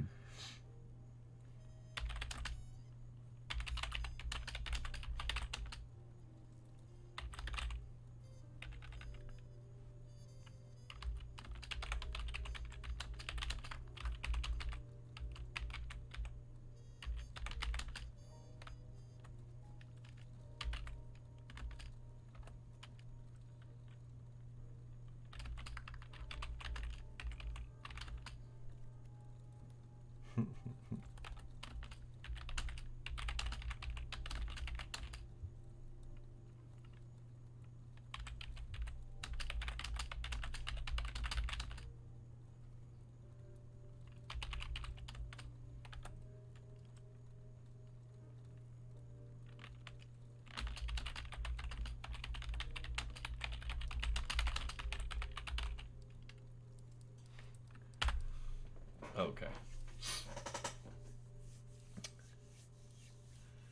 So Bren's going to start setting up a seance. Mm-hmm. Yep. All right. And as you're setting this up, I know Ratt and Ristur have gone to market. Mm-hmm. Istu is sashaying. Draken. Feeling fabulous.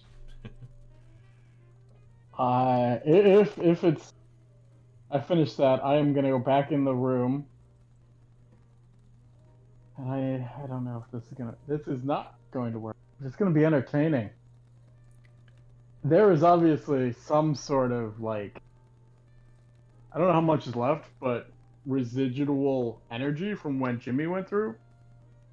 Mm-hmm. I'm gonna use the wand I have and somehow see if I can link the two. I don't think it works at all that way, but I'm gonna try it. Because it's a crazy plan. I'm gonna shoot myself with it and hope that there's somehow the two will work in combination and I'll end up where Jimmy is. Wow. He is about that life. Don't worry, I'm going to try and punch my way out of this one. Okay, so Not literally. If Bren's Draken's going to do that upstairs where the energy Yes. is, then Yeah. Exactly. I am moving Draken back upstairs. Back into here with Grim. okay, so you'll see the ghost on the floor, like with a seance getting set up. I mean, I'm still gonna do it because I don't know how long the like, if it is some sort of plan, I need to do it quickly before any of it, like, dissipates more than it already has. So you're going to shoot yourself with the wand. I am going to shoot myself with the wand. Would you like a D100? Yes, I would, please. He All loves right. D100s. I do If he love rolls it. a 4, It is a 9. Oh, that's not bad. I was about to say, if he rolls a 4 on a D100 after I roll a 4 on a D100, I want a Draken here with me. Who knows? A 9 might be good enough because it would be hilarious for Draken to get there. Rule of cool. Draken doing Draken things. I don't know how this magical effect works. That's fine, I don't need to. I don't either, which makes it even more entertaining. okay. So I tell you, give me an Arcana roll too, please. All right. We're gonna double this up a bit. I want to find out what he's doing here, and then I'm going to try and do a thing. 18. Okay. So you hit yourself with the wand. Bryn, you see this. Draken lights up with an incandescent flame all around him. A cold fire just engulfs him, just rippling through every color imaginable. The glitter begins, of course, to slough off in big bursts, reflecting light like a disco ball all over the room.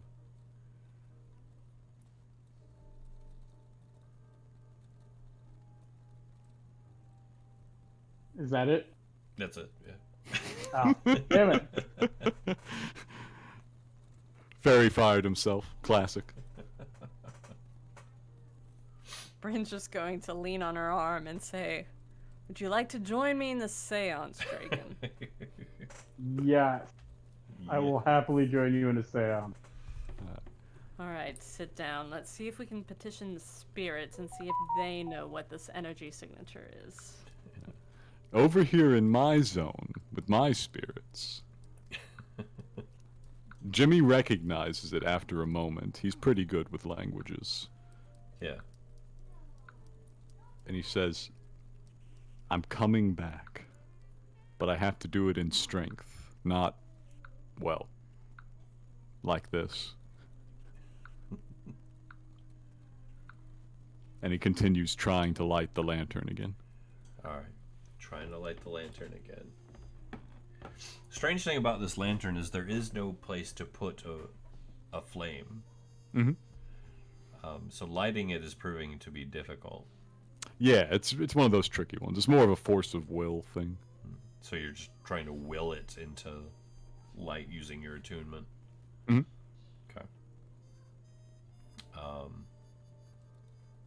Okay. As of this moment, no light. Makes perfect sense. Black Jammer is strangely quiet. I unsheathe him slightly and I say, you know any shortcuts home from here? There is no answer. That doesn't bode well. Sheathe them all the way again. Huh. Well. I look around. Are they getting closer? Very much. You will notice that all their heads are bowed and their hair is covering their faces. They're looking less and less benign. By the moment. You may have guessed what these are. I know from a different universe, yes. Okay. So From a long ago and far away place, I know. would you want me to swap over and give their seance a shot here? Oh, sure. I was going to suggest we take our break here before it wears on too long. We can. You want to... Everybody in agreement? Yeah, sure, we can do a short break. All right. Just Yeah. a quick one, though. Just a little break. I like how we Makes haven't sense. told anyone else you're missing. We just are dealing with it. Classic. We Well, it's try and only- resolve things. The only properly. other person we could tell is this two. Yeah. Rat and Ristur. What? Rat and Ristur are already gone. Istu's just fashion showing for themselves in the lobby. I'm sorry, was I supposed to go somewhere? Did you want to come to the market with us so you can like strut around town and show off your new digs? Oh, of course. Well, there you go. Of course I is off being fabulous. Yeah, it's just Draken and the ghost in the house right now. Let's go. All right, so we'll take a quick break. We'll be back after a real quick one, and we'll see. This is getting exciting. For Jimmy, probably more than anyone, but it's still exciting. You do love to see it. So yes, we'll be right back. Stay tuned.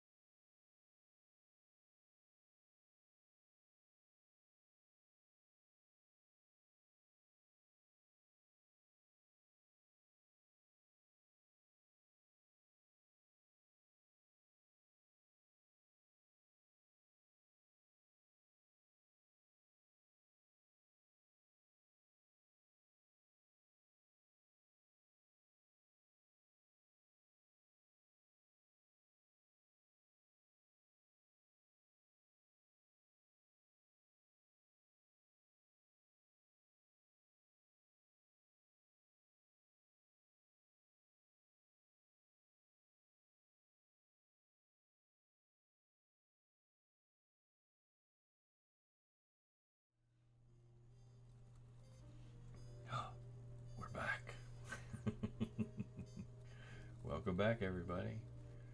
Things were getting a little tense. Yes. Just a little. Nothing too crazy.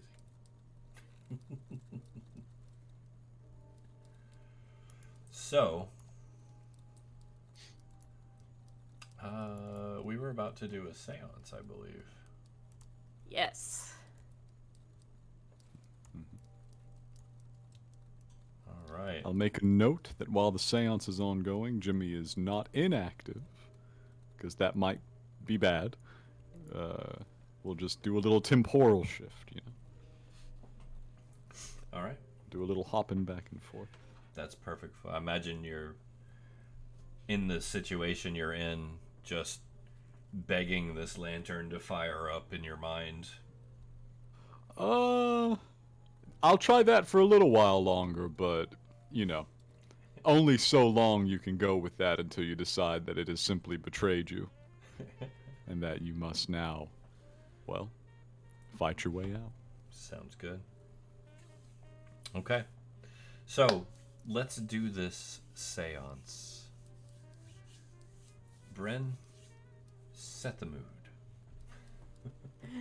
All right, so she is going to put her hands on the floor. Draken, you might recognize what to do from the last time. So, at this, the Bryn is going to begin to open up contact, and the candles that she has set up around the outside to act as the circle start to glow or alight with a ghostly blue flame. And yeah, now that she has opened up contact, she is going to, or opened up the circle to receive the energies of the spirits of the astral plane. Then she is going to put her hand on her, golly, what's that called? 1 second. Her automatic writing planchette that is on the paper in front of her, and she is going to start asking spirits for answers of what is this energy that is in the circle in front of her. I imagine that the the residual energies are also leaking through, so any like spirits that she contacts will be able to sense that. Okay. Now, are you using a specific ability for this that you can shunt into Roll20? Or? I mean, the actual like seance ability of like the College of Spirits Bard is for learning spells for a day. Though, I mean, honestly, because we can in be my creative mind, with roleplay. yeah, in my mind, it's a form of like information gathering. Just because it's like you're gaining spirits for temporary knowledge of how to cast a spell. So in my mind, it, you know, can be used for just like, you know, information gathering. So like, how about we say that she gets the spell Identify, just because she is using the Spirit Session feature, so she'll get that, but what she's looking for is what energy is this Okay. in front of me. I So, actually have something you can identify too. why did that sound like a really bad joke forming for a second there? I got something you can identify. Come out of the gunner. Because Blackjack just spoke. What's that now? I was saying your Blackjammer is coming through. Oh. Is it? The joke. Oh. There was an irony to you saying that, so Yes, it was. As a matter of fact, you didn't know, and yet somehow you knew. So okay. So, Bryn, based upon your ability, where this is coming from, and your class, give me a performance check. All right. I don't know if I can assist in any way, but I can. You actually can. It's a skill. So if you want to roll at advantage, you're welcome to. All right. It's a situation where shadow puppets are actually very appropriate. Yeah, Oh, I am 23 is so pretty tempted. good. Let's see if we can get higher. It's a 23 then. Okay. 23 is good. So you begin your methodology, the automatic writing. You've got the planchette, you're going in the scribbled circle. You begin to feel the energies boil and just kind of writhe around you. Draken, you begin to see shadows creeping up out of the floor, just little tendrils coming up, wisps that kind of eddy around and whirl through the air all around the ghost. You see her kind of starting to shake a little and trance out. Bren, you immediately just gain the full understanding that you are looking at not only negative energy straight out of the negative energy plane, but it's tainted somehow in a way that you've never encountered, and it scares you because you are looking in and you get the sensation that something more horrifying than your imagination can completely capitulate is staring back at you. So it's not the energy well, obviously it's the energy of a plane, but it's not the energy of a plane coming from the plane itself, but energy coming off of a being. It's energy of a plane, but it's tainted. And there's something on the other side of it that is aware of you peering in with your ability.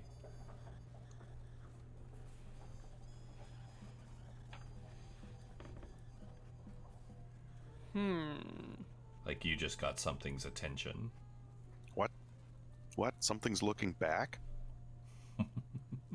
Traditionally, Somebody has to react. You stare into the void, and the void stares back. Exactly.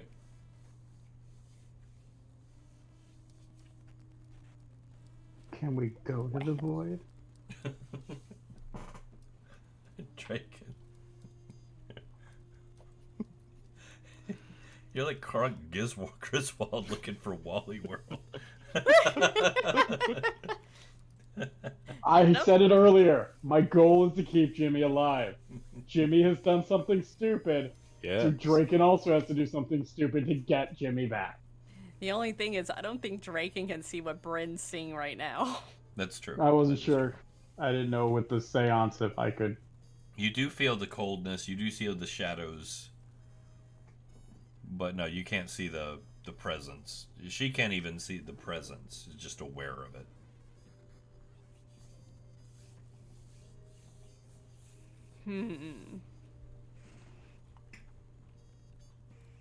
She's not going to reach further, but she's going to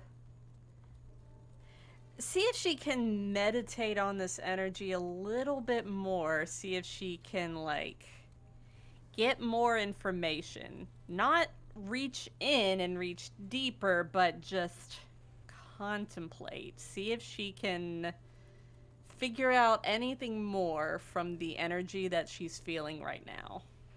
So you're going to timidly press the boundary. A little bit. Okay. Just a little bit. Just to see if maybe she can figure out where Jimmy is. Because if Jimmy's on the negative energy plane, that's bad. All right, so Jimmy, real quick, Yes. as this is happening, Yeah, because this is all kind of going in real time, let's say, of course. do you have any new activity you would like to try? Yes, I have several things I would like to ask and or do. Okay. So, I assume no good has come of trying to activate Kian's eye once more. No. I will simply hang it on my belt and pull my other lantern The old The one trusty. that's just a lantern, my bullseye lantern. You've had that since level 1. Level 1. And say, well, I do hate to die in the dark. And try and light that. Okay. You are able to light it. However, the light does not extend beyond maybe 6 inches to a foot. It just petters out. It does seem to make that weird retinal shine that you're seeing glow a little brighter through the tousled hair that you're seeing. As one does. Having done so, I just say, well, that'll have to do. Hang it up lit. Draw both my swords. Swords are out. Swords are out. All right. Anything else for now? I begin to sing softly under my breath, but no one's around to hear. All right. Okay. Singing softly to yourself. All right. In that case, real quick, just to be fair, Have we Istu, made it Ratt, to and the market? Ristur, Have we made it to the market yet? You're at the market. I know you're shopping for cannon parts. Yep. Well, yeah, cannon parts and heavy ballista parts. So like some wood, some reinforcing metals, maybe some like heavy sinews. Okay. Finding basic materials like that is no problem. Woods you're gonna get like a weird varieties of, but it's a market. There's a lot of plains out there that they can ship wood from, so it'll have to be delivered at a later date or time. Yeah, it's a rather large quantity that we're looking for. Okay. And I'm gonna ask for about I'm gonna need a hefty amount of steel as well. Just raw. Yeah, because I'll shape it later. Okay. That won't be a problem. Anything out of the ordinary that you're doing while you're out and about?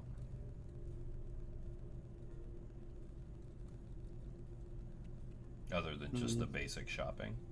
I don't know, people watching. Okay. Give me a perception roll.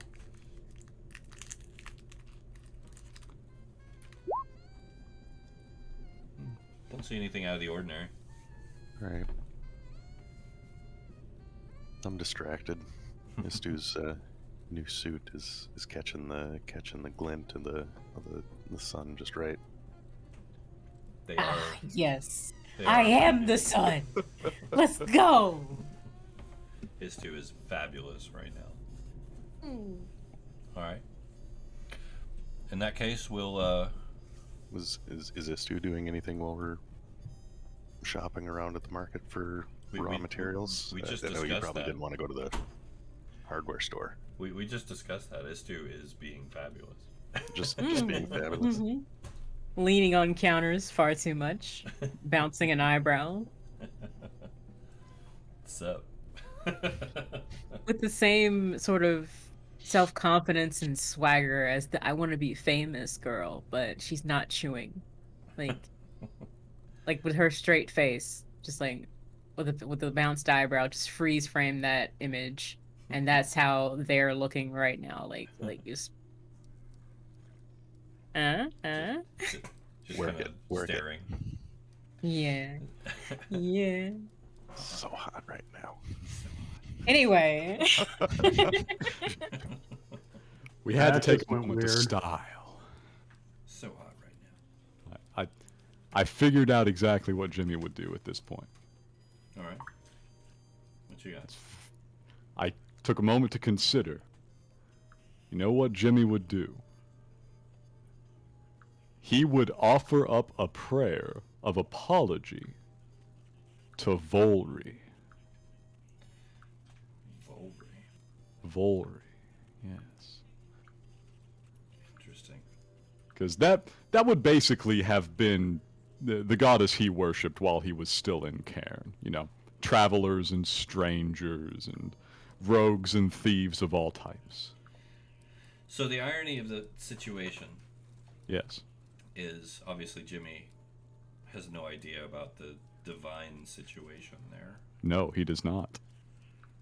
Your prayer is met with silence, and it's unnerving. I bet. But it's more of an apology. Yeah. And all he has to say for himself is, I'm sorry I couldn't find the road home. That's fair. Okay.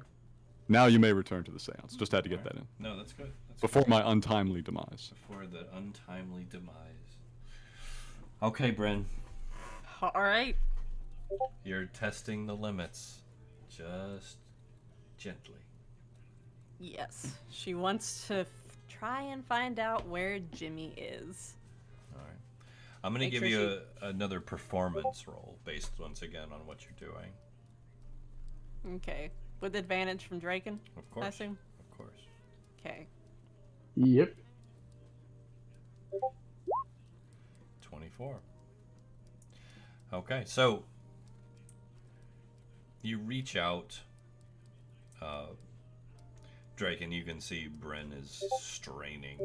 The planchette's just going nuts. Every now and then weird sigils and symbols will kind of scratch into the surface, and she'll tear off a page and keep going.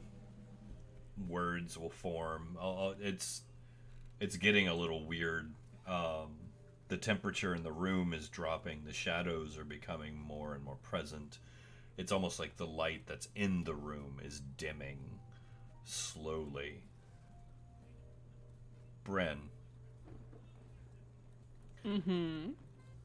In your mind, as you're focusing and kind of feeling gingerly for the edges of this thing, trying to gain a greater understanding of what it is and where Jimmy is, and you know, just trying to figure out what's going on.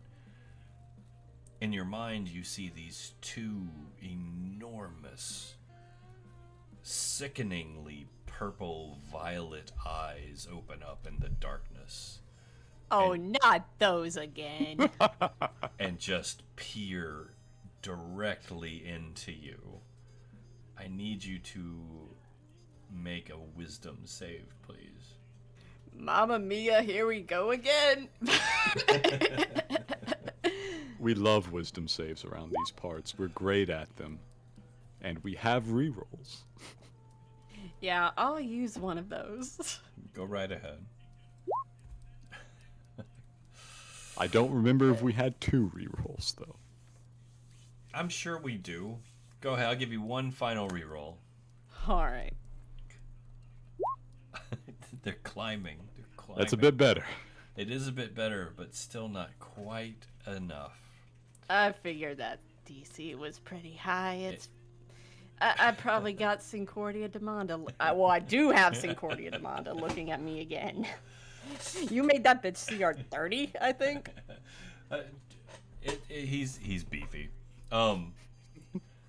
So, Brennan, I'll let you roleplay this, but you are just hit with a terror at the sight of this that almost makes your bladder like let go. It reduces you to like childhood level trauma terror. And all you just want to push it out, you want to get away. Yeah, I think at this point, the automatic writing planchette, she is going to lose control of it a little bit. So at the end, there'll be a furious scribble. And then, like, in the room, she is just going to let out an ear-piercing scream. Close her eyes, put her hands on top of her head, and just, like, you know, sort of tuck her chin down, like, you know, onto her chest, sort of like, you know, going in between her legs, and she is just going to cut contact immediately, as quick as she can. All right. Draken, you doing anything as this happens? Seems bad. Do I see anything? Just like I said, the shadows, like tendrils coming up out of the floor, and the light dimming, and kind of the whole sense was a very oppressive one. And then you see Bren lose it and just scream in terror.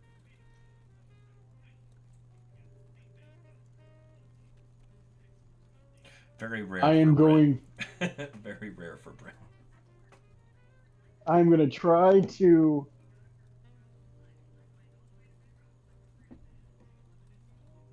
I'm gonna make an Arcana check to see if I can figure out what would be the best way to try to free her. Go ahead. Because this is not my area of expertise. I don't want to be like, let's like smudge the circle and turn out that that's a natural 20. Aha, yes, of course. 28. Well, she was successful in closing the circle. Or cutting contact. You could probably feel a sudden change of energy in the room. Maybe. I don't know. Go on, George. No, you're good. Draken, you get the sense that there was an open line of connection between her and wherever Jimmy went. You get a very strange familiarity from it. This sense of a presence. And it's a malignant presence. And not only was it menacing Bren, you can feel its attention on you, and there is just some hate there. Like this is scary hate. This is hate that like you fear for future generations. Can I make an intelligence to see if I can figure out what it is? Sure, why not? Let's do it. I want to know what hates me. I already know. That's a 17. Draken probably also knows what hates him. There's a lot of things at this point in time. I will say that you're kind of putting two and two together slowly in your mind. You're not really sure why, but for some reason your memories just keep going back to blowing the wings off that shadow drake.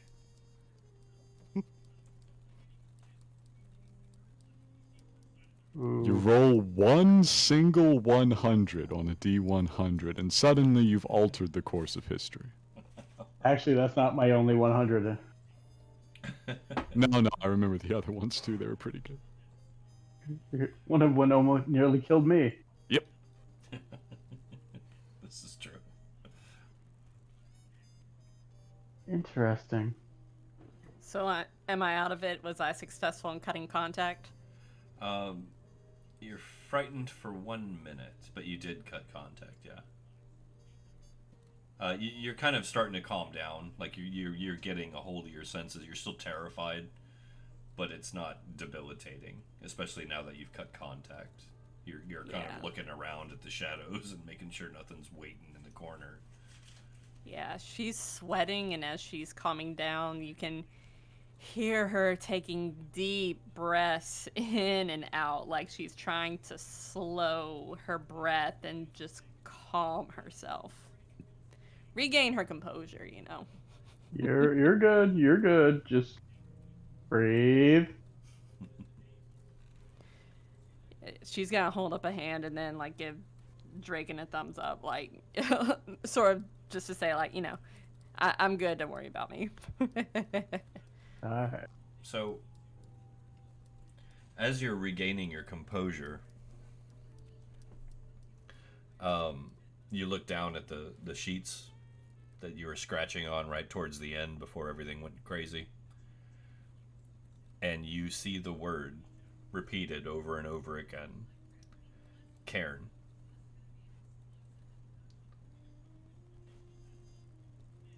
On the page. Yeah, she's going to hold up that sheet of paper.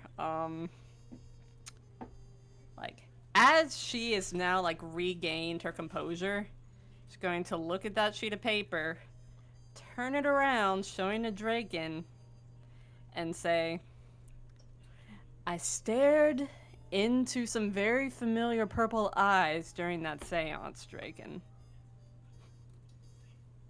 Yeah. I think I know where Jimmy is. I think you might be right. Though, he shouldn't be able to be on Cairn. If the gods sealed off Cairn's crystal spear, then he shouldn't be there, but when you, Jimmy, and the others made a deal with the Angler, weren't you on the Shadowfell's reflection of Cairn? Echo, I mean? I believe so. Maybe. It was a travel spell gone bad. So the likelihood of we never quite clarified where we ended up exactly, but the likelihood is we were. Also, just out of character, Freya did say out loud during all that they were on the Shadowfell.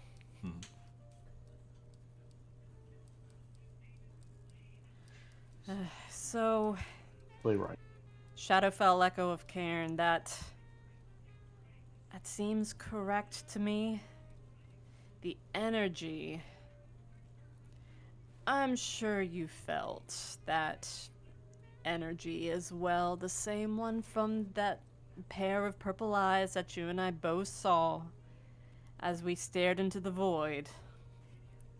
That energy is the tainted negative energy, and a very, very malignant one as well. It and I have history. So doesn't I like remember me. from the stories, I'm sure. So, Jimmy, Yo. right about this time, Mm-hmm. you are being swarmed. Yes, I am armed.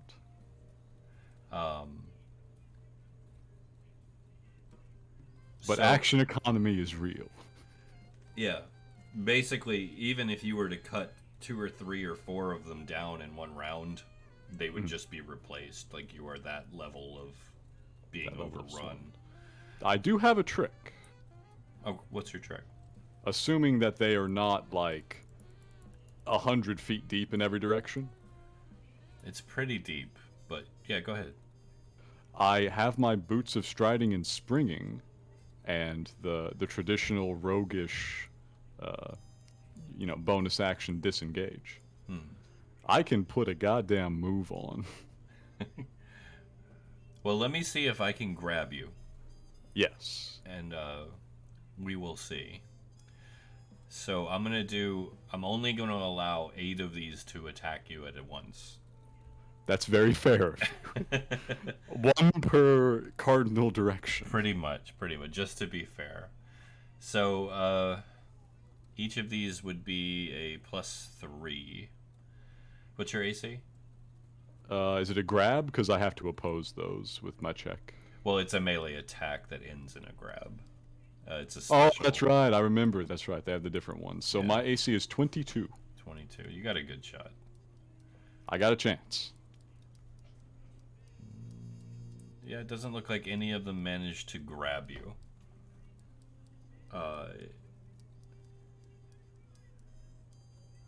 Yeah, nope.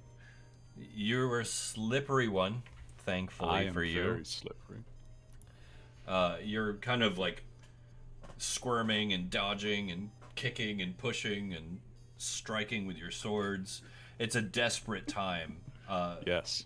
This is probably one of the scarier moments for Jimmy, I would imagine. Being alone and being so overwhelmed, not seeing any real hope in sight. This is the darkness. This is the darkness that you've been holding at bay with your existence for so long. It's what it feels Yes. like. So give me a you're gonna try and jump out of the way with your disengage? I was gonna stack up dash and disengage, essentially. I can put that together with my action and bonus action. Okay. And I think...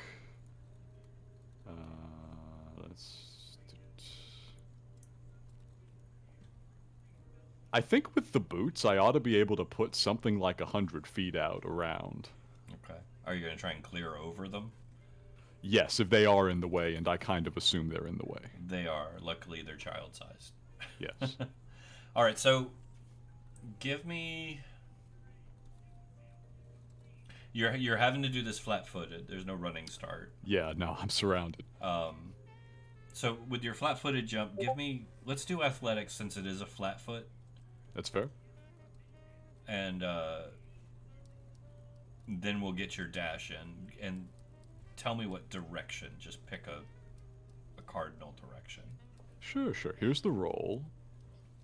Solid. Not too shabby. Not too shabby. And we'll say I'm heading north. All right.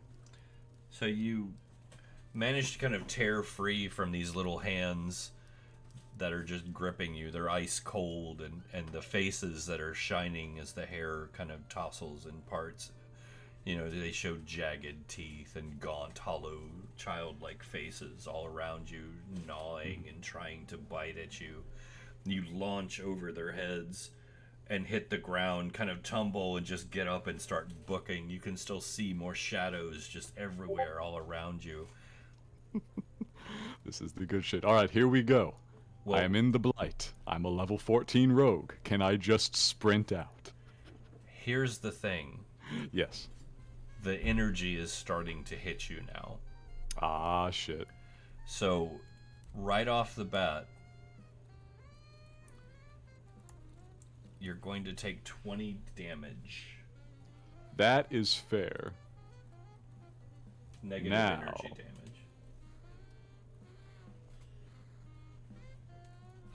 I can't uncanny dodge negative energy, can I? It's because it's not an AoE thing. It's just an ambient energy. Yeah, no, I can actually... Rogues are very silly. I can dodge AoEs and other sources, but the uncanny dodge specifies when an attacker that you can see hits you with an attack. Yeah. No attacker here. Just No attacker. The world I is take 20 attacking you. damage. So- I will take that 20 damage. 20 damage, but you are booking. Yeah, I'm hot footing. All right. So you're running real quick. Bryn, Draken, are you still kind of just recovering and discussing? Yeah, more or less. Okay. Yeah, I don't have an idea. Okay, that's fine. That's fine. And Ratt and Istu, you guys Yeah. are on your way back. Has it been long enough for us to be on our way back? Yeah, that's Okay. fine.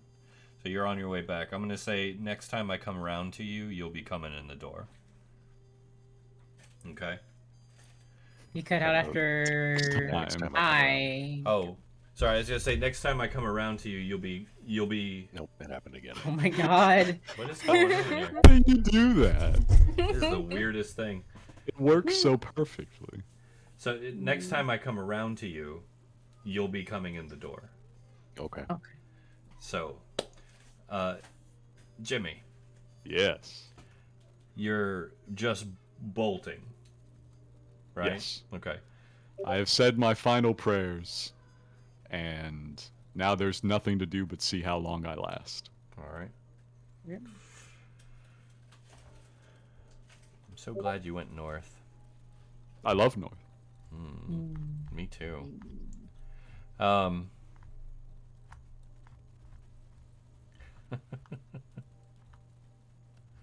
So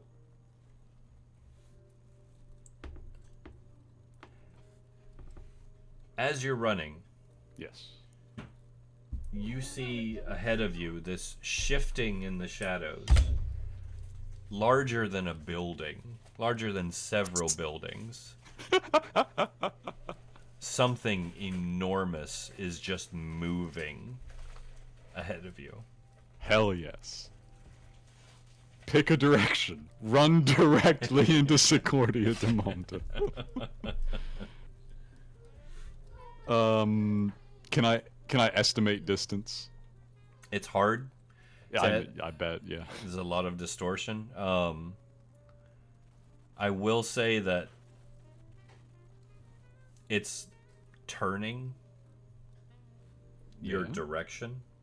No. Bang a left. Okay. So you hook left. Okay. Yeah, I'm not huge into running into just like huge creatures. Not a big fan. All right. As you hook left, you in the distance you hear this strange, hollow screaming. It almost sounds like metal tearing. And you could just hear this thwip, thwip, thwip sound of these enormous serpentine forms moving your direction. Multiples. Oh no. I love that. I really hope it's not faster than me. I'm really fast. So yeah, you're booking it. I don't know if Jimmy would be faster than a shadow diver. That's a really good question. You're moving at what, 100? Yeah. It's going to be close. Real close. So, you're running. Yes. Full speed. You feel the energy pulling at you still one more time as you're still right in the middle of it. I am prepared to take an amount Jesus. of damage. Oh wait, no, those were 20s. Sorry. Yeah. Jeez. I was like, all right, 23. I was about to begin coughing my lungs out. Yeah, 23. That's literally exactly half. Yeah. Look at that. I know. Beautiful. Oof. So yeah, 23 damage. Yeah, I take it. You're starting to really feel it though. Like it feels like your insides are starting to liquefy. Yep. Just let me ask though. I am partly undead and I don't need to breathe. Is that helping me at all? It is. I'm Good, actually just had to reducing the damage. Just had to check.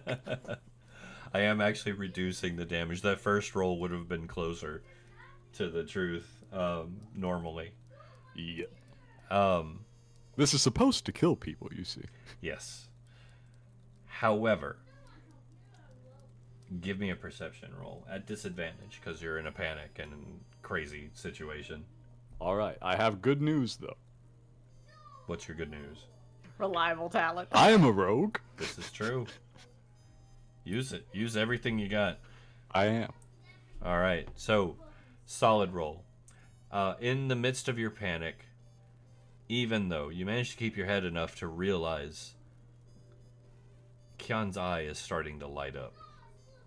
Yes. It's like the glow is starting to just kind of fade into being. I lift it as I run. All right. I say, come on. Come on. Come on. All right. What are you doing? I will attempt to activate it again. All right. You're going to activate it.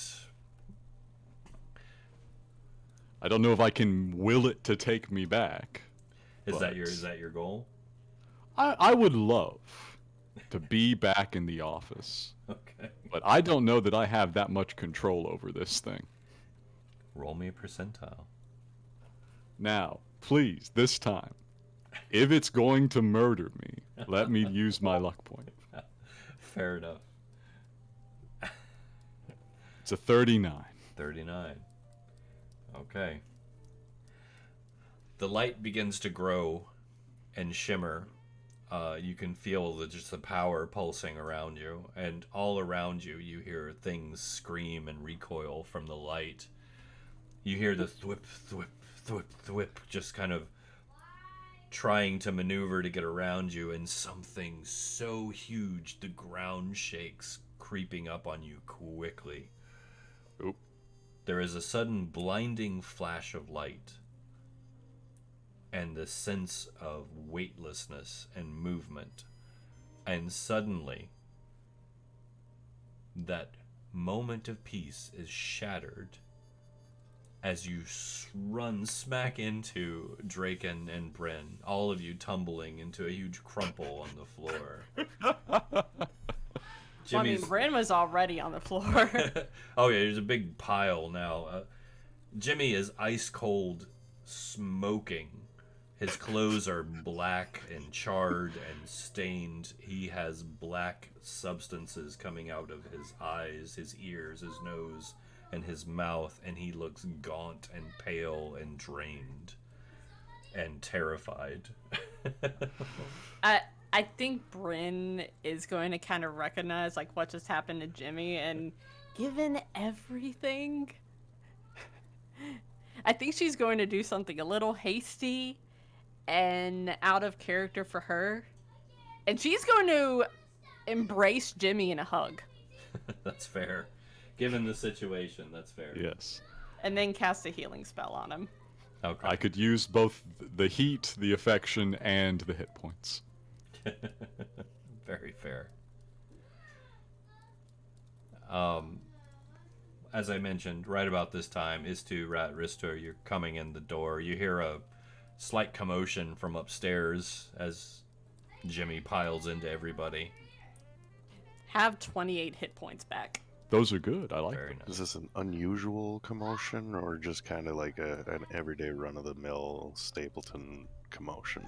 Honestly, the people that live here are generally very quiet. The things that happen to them are not. Yes. Loud things happen to us. Only Draken causes them. Sometimes. Do any of us know that, though? Yeah, that's fair. I mean, Jimmy's actually a very quiet individual. Yeah, unless he's Well, talking, no, he doesn't make a the sound. three of us haven't really been around enough to know habitually how quiet you guys are. It's true. This two may be a little more. They've been around for roughly like 2-3 weeks. Something like that. Yeah, it's not as long as you would like, but yeah.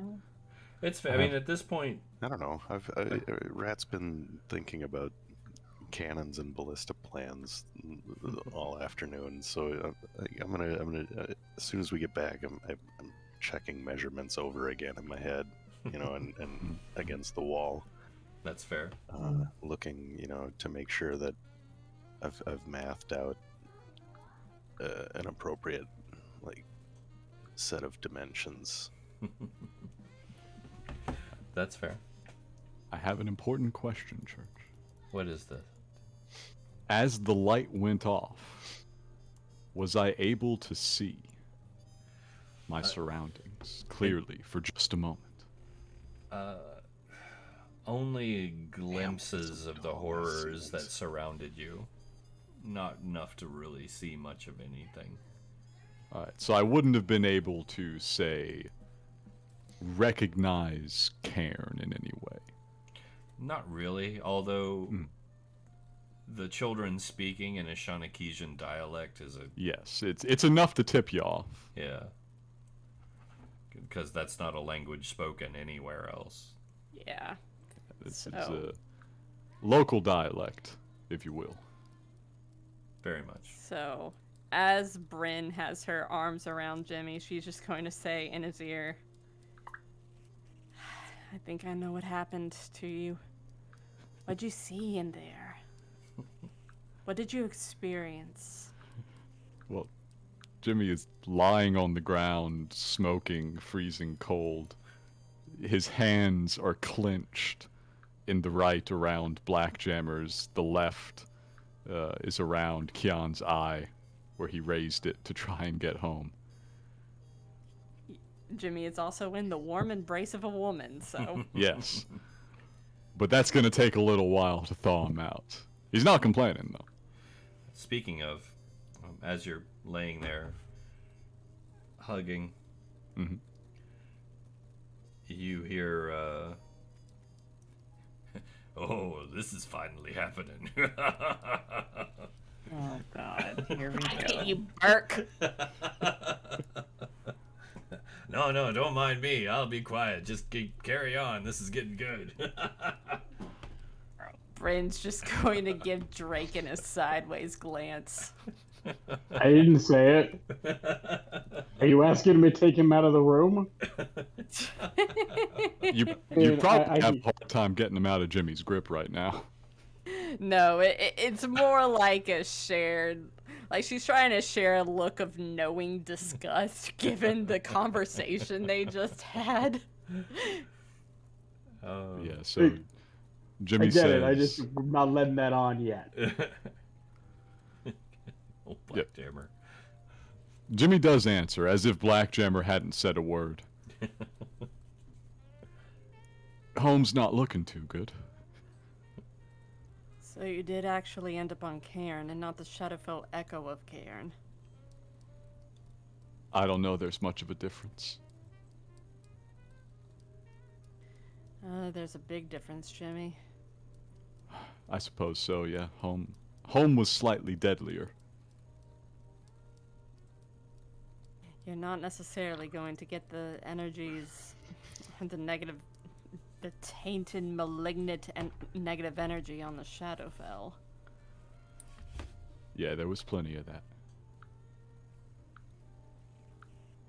Just a little.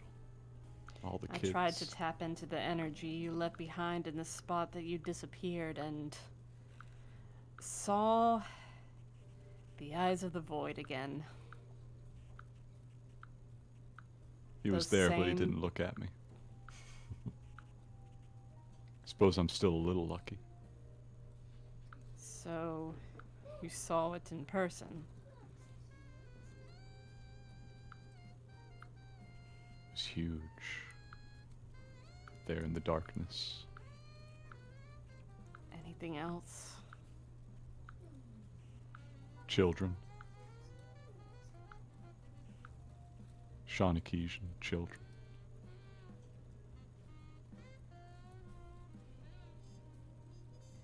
How could they even be alive in that? They weren't. Ooh.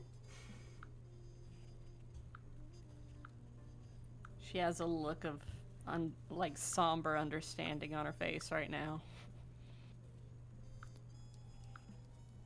Jimmy's Children. finally managing to unclench his hands. And at that, feeling Jimmy relax, Bryn's going to sit up. When we get home, we're going to need to bring a very large cannon. Otherwise, well, wouldn't be much point. Not even sure if we should crack that now.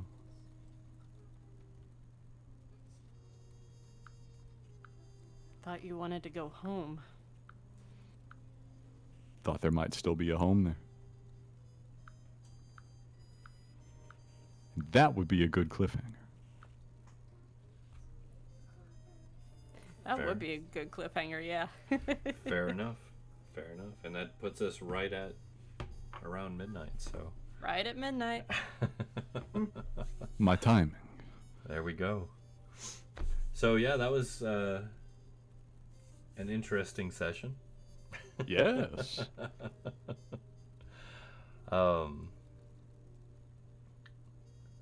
Yeah. I wasn't expecting you to start using Kion's lantern just yet.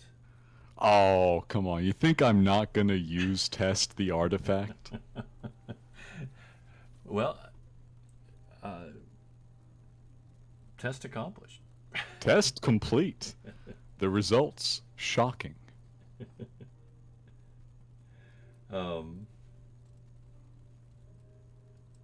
Yeah. That's But- cool. It gave me some time to design some cannons. Yes. This is gonna be a very well-armed house. But no, you did good. You did good. I didn't die. I'm content. It was luckily it was you. Yeah, that would absolutely have killed anybody, I think. Very likely. Because I got a busted AC, a decent number of hit points, and am technically not alive. Yeah, that was a big help. Of course, I mean, can you imagine somebody coming back if they did survive with like the muckblood disease? Yeah, that would happen. Holy shit. That would happen. You can survive that without really surviving that. Yeah. Yeah, there's a lot. Depending, I kind of had directions pulled. Mhm. Like, there were different dangers in every direction. There's not a safe direction, I'm sure. There wasn't. There was no way to run out of that. You were planted actually very close to the crash site. I figured, yeah. One of the directions you would have hit the fettered cloud, or no, not the fettered. Yeah, the fettered cloud. The fettered cloud. I was kind of hoping that I would. But, you know, a shadow diver and then Sincordia Demonda in the distance is also fine. Oh, there's 3 shadow divers. Oh, 3 shadow divers, because I was about to say, I think I could maybe take a shadow diver. I don't know. I honestly, like, those things, I might have to nerf them a little bit, like, looking at their stats. They beefy. They bad. They real really bad. Of course, they're supposed to be, technically. They're kind of like Yeah. end-all, be-all monsters. But, yeah, they hurt. But, yeah, there was 3 of those. There was also a whole mess. There's a herd of restless dead in there, and Oh, beautiful. You love to see it. the ephemerons. Sincordia was dancing around in there. Yeah, this is going to be so much fun to play through with Jimmy, because now he's got really strong evidence that there's just nothing left on Cairn. Yeah. That it is just complete hellscape from end to end, and that kind of changes the long-term plans. Or at least opens up a need for more divination of some sort. Yeah, like really powerful divination, alternatively show up with the idea that you're just gonna have to blow the place up. Yeah, remove. That it might be the work of lifetimes to reestablish some sort of foothold there. But yeah, and it's when you get into that, when you're wanting to do that, or just to do more investigative type work as far as what's there and what isn't. I do want to just say, you do have other resources you can tap as NPCs. Your former Cairn associates that are still alive. If you ever want to reach out to any of them as an NPC for information, I don't mind you counting them as contacts. Like, say if you want to reach out to Freya to see if she knows anything, you know, about, you know, the Shadowfell touch, and, you know, since she did mention it, as Prem said, that type of stuff. So something Would to be keep in mind. perfectly reasonable. Yeah. Everybody's still friends, so. I think Agron is the only one that kind of wandered off and nobody ever heard from again. But We did know he survived his brainworm yes, situation. yes, he did. But based on what Agron was too, he's just not social. He's doing his thing. Yeah, but yeah, just something to keep in mind. There's resources out there. You might even be able to get the house to talk to you again. Just got to bring back Zill and install some cannons. That will win you some brownie points. The Zill bit, especially. Yes. Oh, yeah. Yeah. I do kind of wonder what would happen if we just fortify the house so strongly as to be a tiny, unassailable castle in the middle of the hive. That's what you hired Ratt for, isn't it? Exactly. But like, there are elements in the city that have a bit of a say in what goes on here. Yeah. They do work directly for the lady. Yeah, the Davos. Yeah. Yeah, you do have one half-orc life insurance salesman. He's somewhere. Yeah, he is. Not Plying the only his trade. refugees, so... Just, He yeah. is. He is in Sigil, and honestly, Bryn would have probably heard about him. It's possible. It is possible. But wouldn't necessarily know he was from Cairn. Well, no, but she probably, just because life assurances like is such like a barmy idea, she probably think like, whoa, what the fuck, and then like she did hear that portion of Jimmy's story, so she might be able to put two and two together. Yeah. She might want in That- on the scam. Well, that is like one of the reasons that like Bryn knew like way back that Jimmy has seen a true form changeling before, because he did bring up that Burke in his story. So yeah. True. Very true. And we've gosh. I hope this didn't sidetrack you guys too much.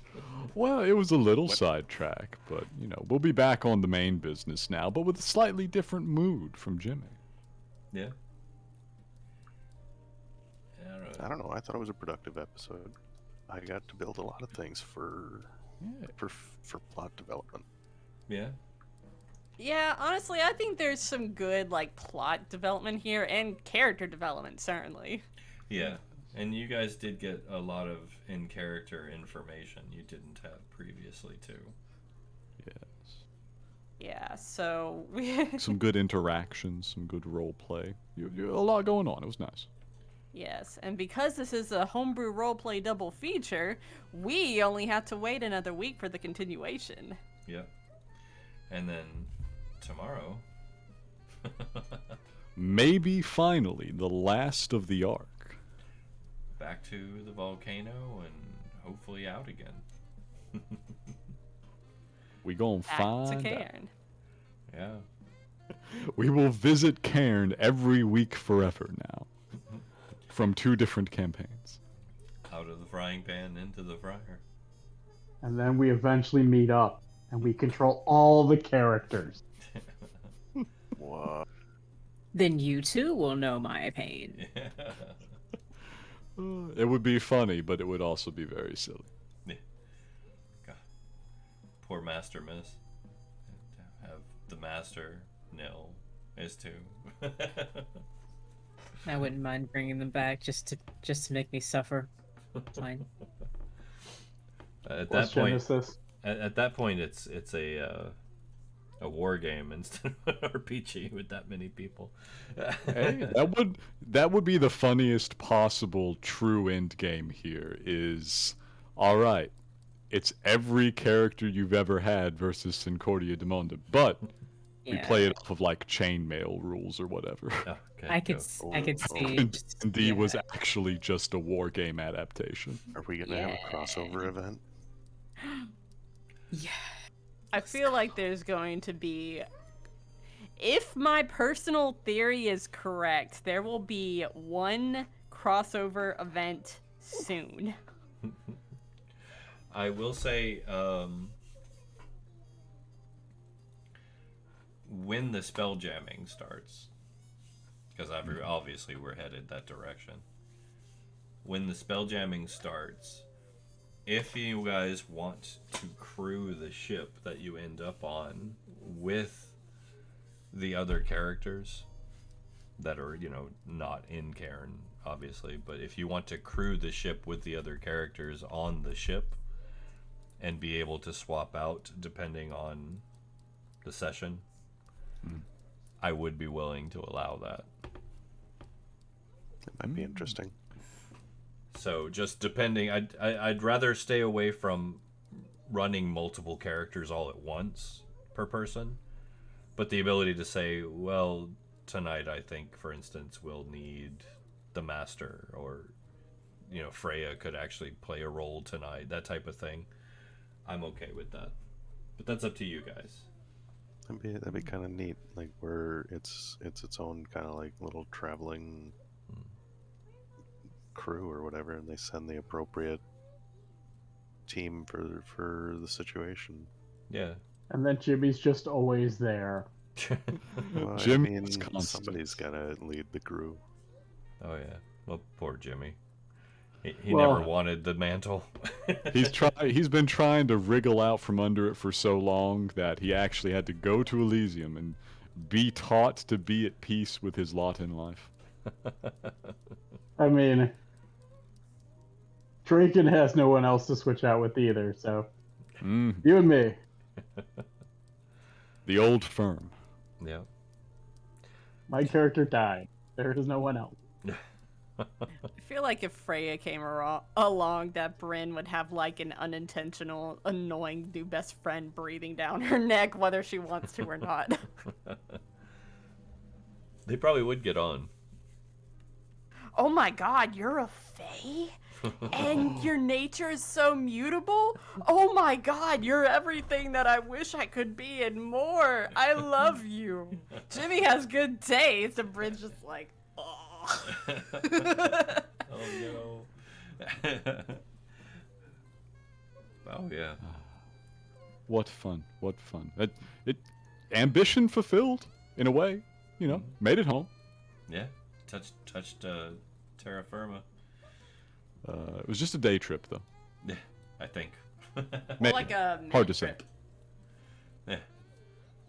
Could have been anything, really. Got to mingle a little. Yeah. Met the shadow divers, the locals. That would have been so bad if I had tried to fight a shadow diver. Yeah, Have you they're, seen Three their stat shadow block? divers. they're nasty. It's not the stat block that's the terrible thing about them. They don't have, like, too many hit points. It's the explosions. Yes. That negative energy damage. That's what gets you with a lot of the things in there. That's the thing. I would be taking, like, if it was one, I'd have a chance, because I can maybe one-shot a shadow diver if I get the drop on it.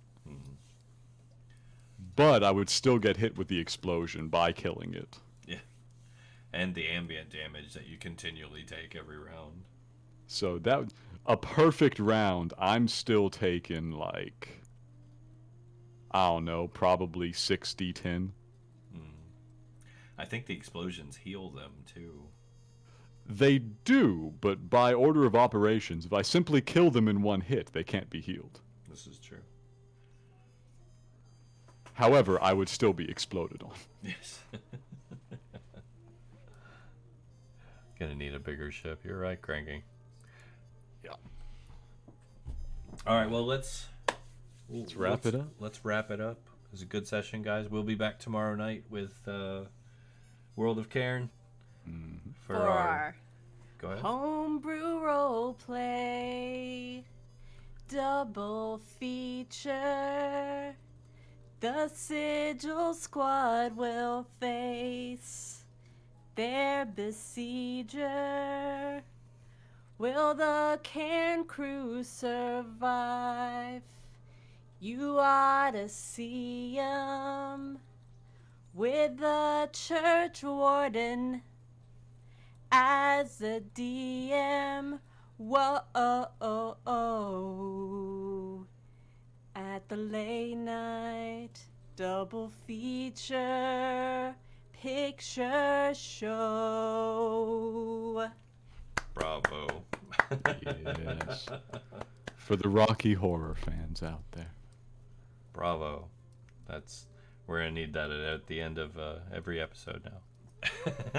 No, we can't do double features every week. I'd simply die. I probably would too. But this is going to be fun this weekend, so don't miss it. We'll see you soon. For Cairn tomorrow. Cairn Good tomorrow. night, everyone. Good Night. Good night.